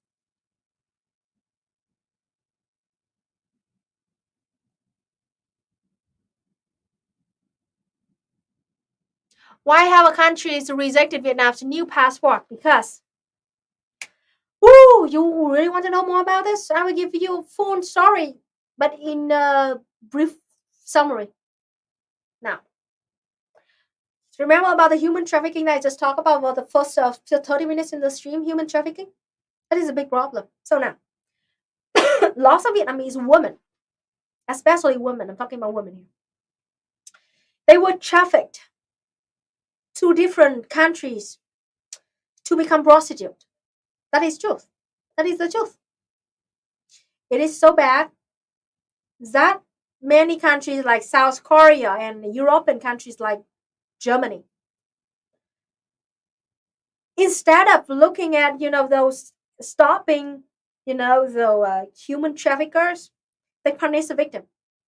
So it means that they are a fucking racist system. They do not give a shit about other Vietnamese people. Like South Korea and Germany and many other countries too. Singapore, fucking Singapore. They just look at the victims of human trafficking in Vietnam. They look at where they came from, what exactly province they came from. And then they ban everyone from that same province. It's unfair and racist like that. I can't stand it. I am from Thanh Hóa. And Thanh Hóa is a province in Vietnam that has lots of victims of human trafficking. Lots of our women got trafficked to Europe, South Korea, and Singapore to be prostitutes. And because there are too many of us being trafficked like that, Thanh Hóa, my province, is put in the blacklist. So me, if I alone want to enter those countries, it's going to be extremely extra hard for me to persuade them that I'm not going there to become prostitute. They don't even give a shit. They just assume me guilty. And I have to prove that I'm innocent. Now, with the new passport, we want to find a way to fight against that racist and unfair judgment of our own people. So we remove the birthplace in our new passport. We do not have a birthplace anymore. And that pissed those countries off. That pissed those rich countries off because they could not know where exactly reason we come from anymore, so we cannot like put a ban on it or something. So they reject those new passport.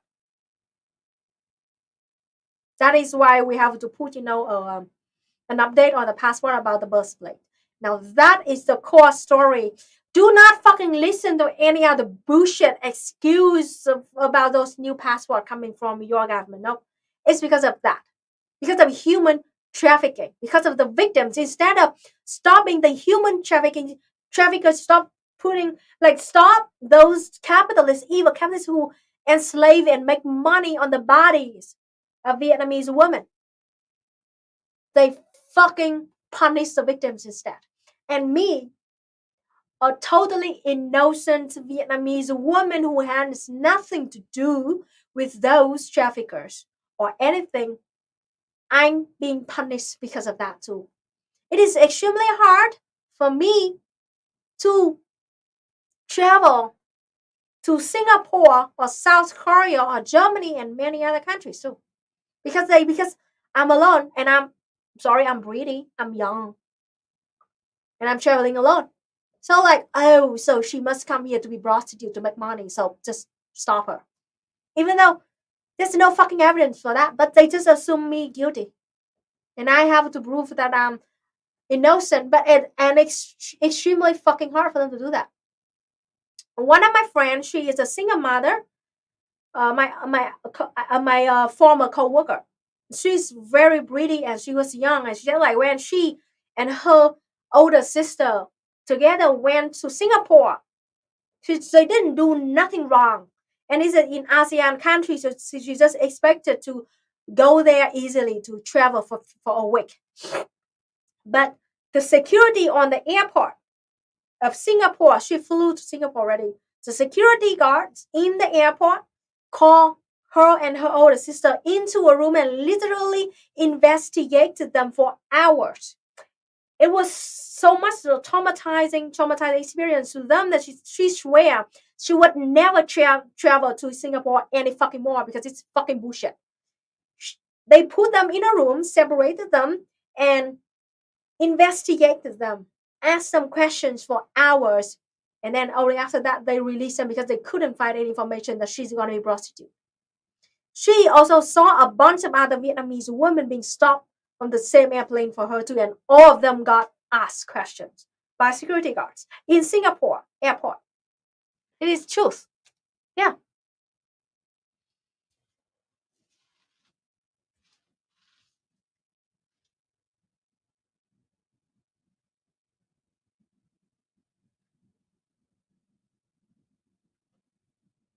But how could we probably xenophobic to you if you don't put your birthplace in your passport? Yeah.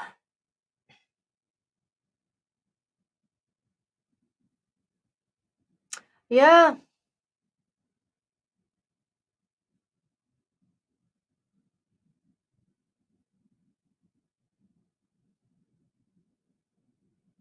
US has a lot of legal human trafficking of female babies from China.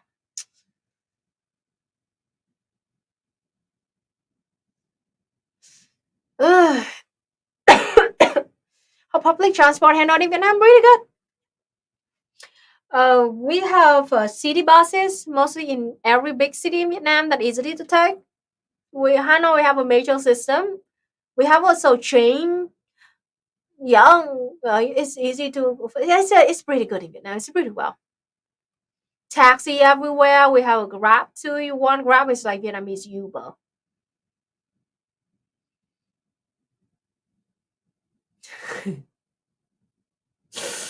Oh gosh.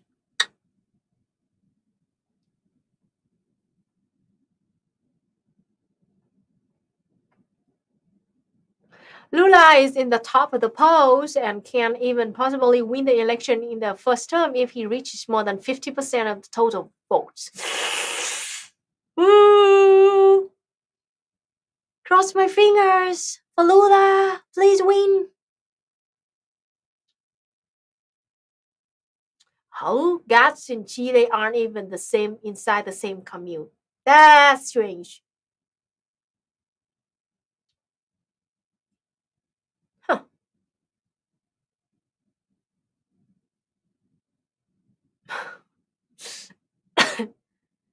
Hmm.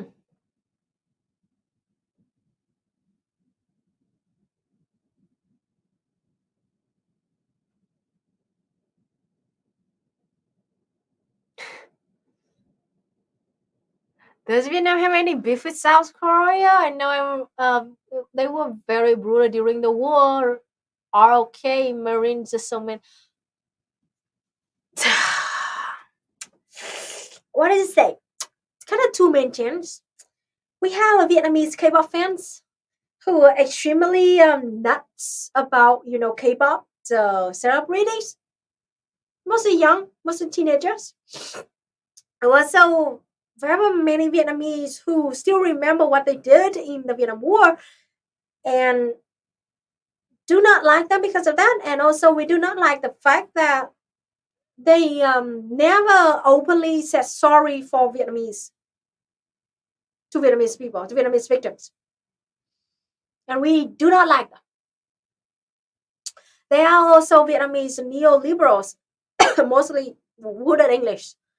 They praise South Korea. They praise like, oh, if Vietnam didn't win the Vietnam War and the South of Vietnam still under the occupation of the USA, the South of Vietnam would be as rich and awesome as South Korea. So it is complicated.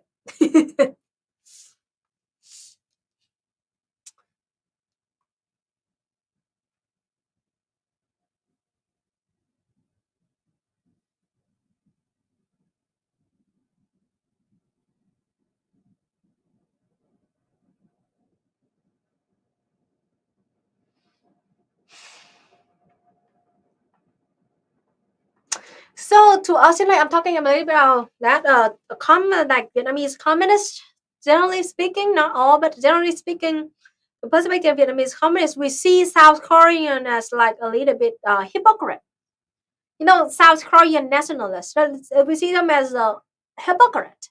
Because we understand, we agree with them that what the fascist Japanese did to their women was terrible. The comfort women, totally agree with them.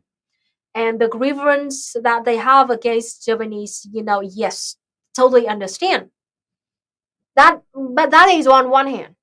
On the other hand, the same exact people denying the war crimes that their Marines did to Vietnamese people, because they did the exact same thing to Vietnamese women. They also mass rape Vietnamese women and also force us to be comfort women, the South Korean version of comfort women. And it is so, and South Koreans, the government, they never officially recognize it or said sorry to our country, to our women at all. And it's true that there is a few years ago there was an artist, South Korean artist, and they made a statue to commemorate the victims of Vietnam. They made a statue. That same artist who made the statue to commemorate the comfort women, the victims of fascist Japanese, and they were praised for that. And that statue got exhibited in big famous area, public area of South Korea. But that same artist, a few years later, they made another statue to remember all the victims of Vietnam, the victims of South Korean Marines. And that artist was terribly attacked by those South Korean nationalists. That statue is now being buried somewhere in some empty corner of South Korea. Nobody cared about it. And when that statue was exhibited, like introduced to public, it received terrible attack from those South Korean nationalists. And many of them even claim that it never exists.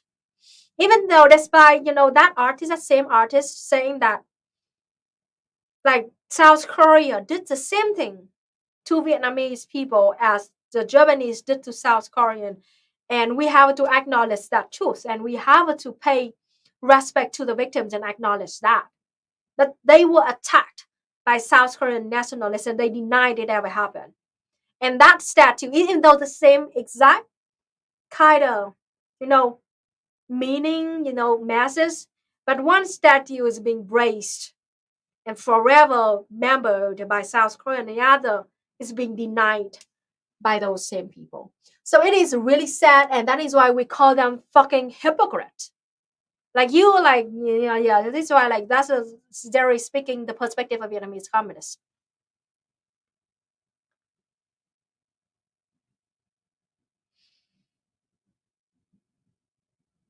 Really, you love it?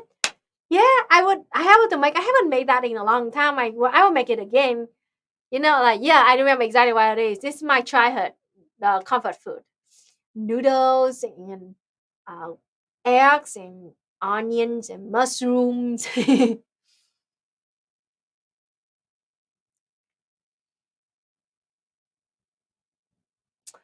Yeah, I agree with you. Yeah, South Korea, like today nowadays, is very problematic in that sense. But you should know the newest news about that. There are lots of people, protesters in South Korea right now. Protested against the government and kind of want to unite with the North or something. I mean, is it some sign of hope? That people are waking up from capitalist indoctrination and try to fight back. I hope so. Yeah, that's true.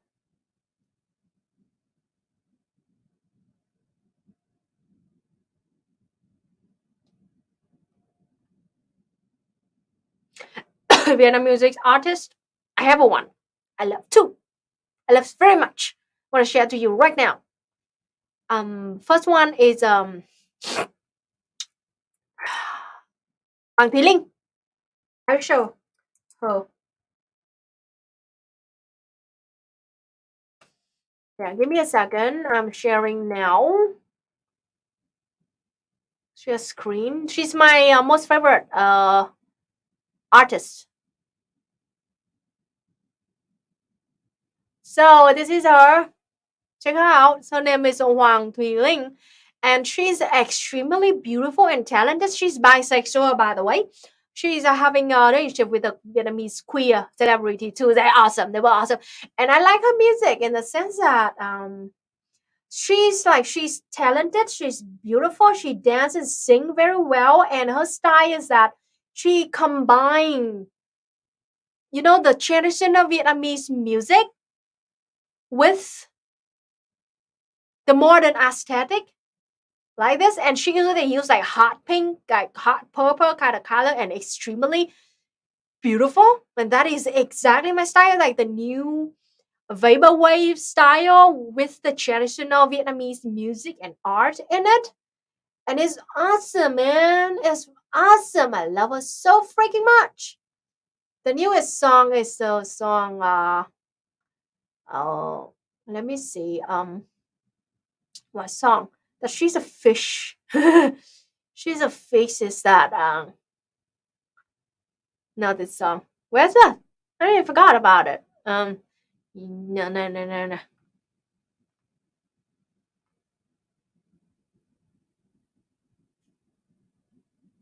Link, right? No. No. I mean it's somewhere this just check her out. She's awesome. Don't know exactly what it is. Playlist maybe? See thing, that is it. This is a song, the newest song. I cannot play any audio because of the copyright. But See Thing is the newest song, and I'm gonna show you the music video of her.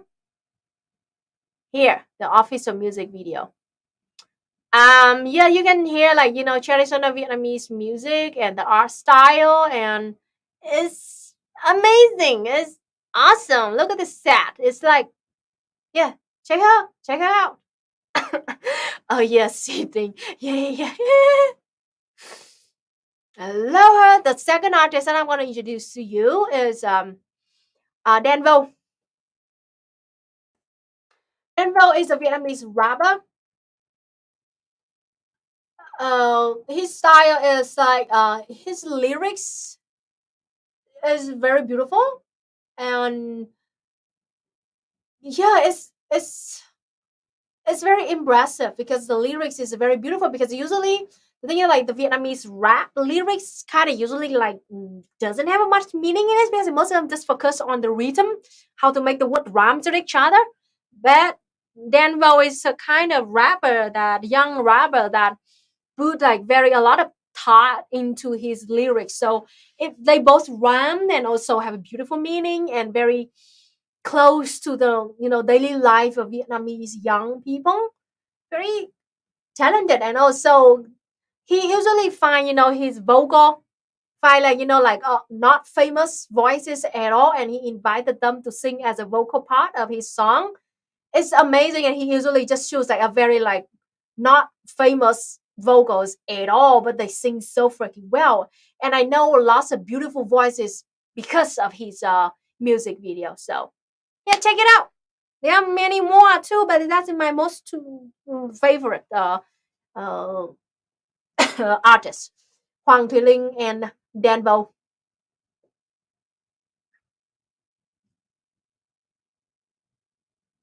How often do I travel outside of Vietnam? Not at all. Especially after the pandemic, I haven't go out of the country yet.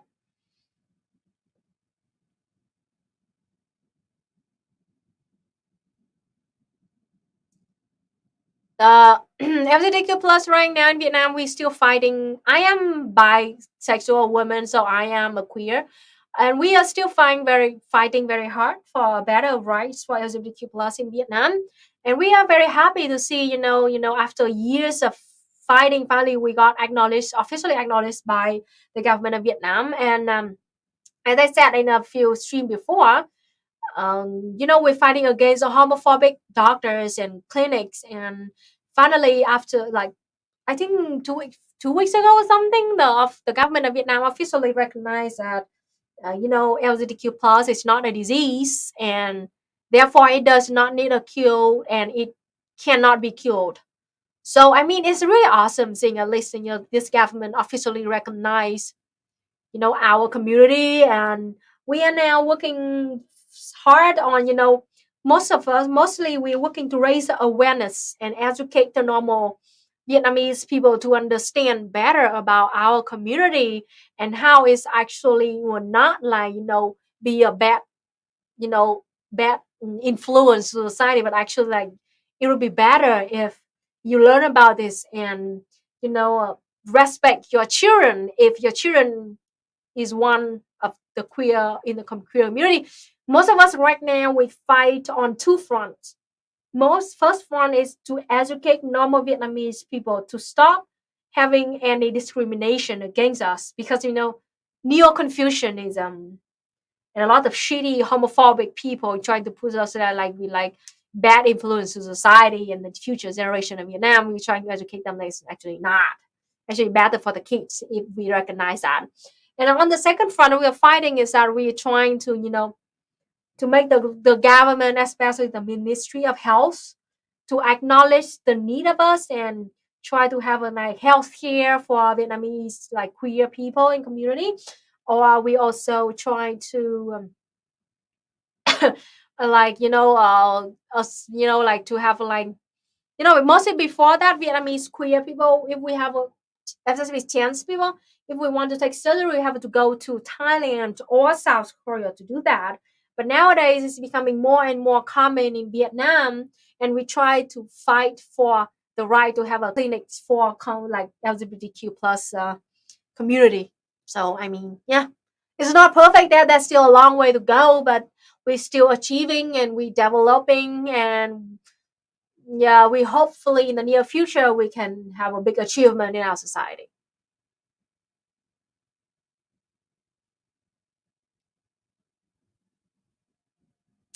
Catholic Church, there are about few million Catholic followers in Vietnam, and they are not all of them. They are Catholic who are communist in Vietnam, but they're also anti-communist Catholic. So it's kind of complicated situation.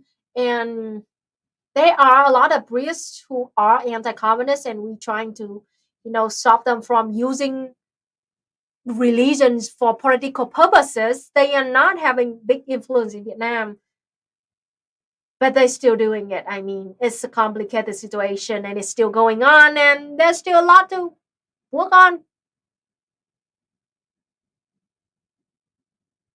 Oh, thank you so much, anonymous donation. Coffee is on me. Oh, thank you so much. It's $6.99. Thank you, Conrad. But your donation is 11 minutes ago. So sweet. I have optimism, me too, on development of LGBTQ plus rise in Vietnam. Hope they can lead the path toward normalization and acceptance of it across Southeast Asia. Exactly. I have a high hope. I do hope. It's still a long way to go, but yeah, I have hope. Okay, we actually way over time. Thank you so much, and I need to rest my throat. Thank you so much, everybody, and see you next time. Love you all. Not all of you. Some of you are chosen. I hate you, but most of you, I love you. Bye.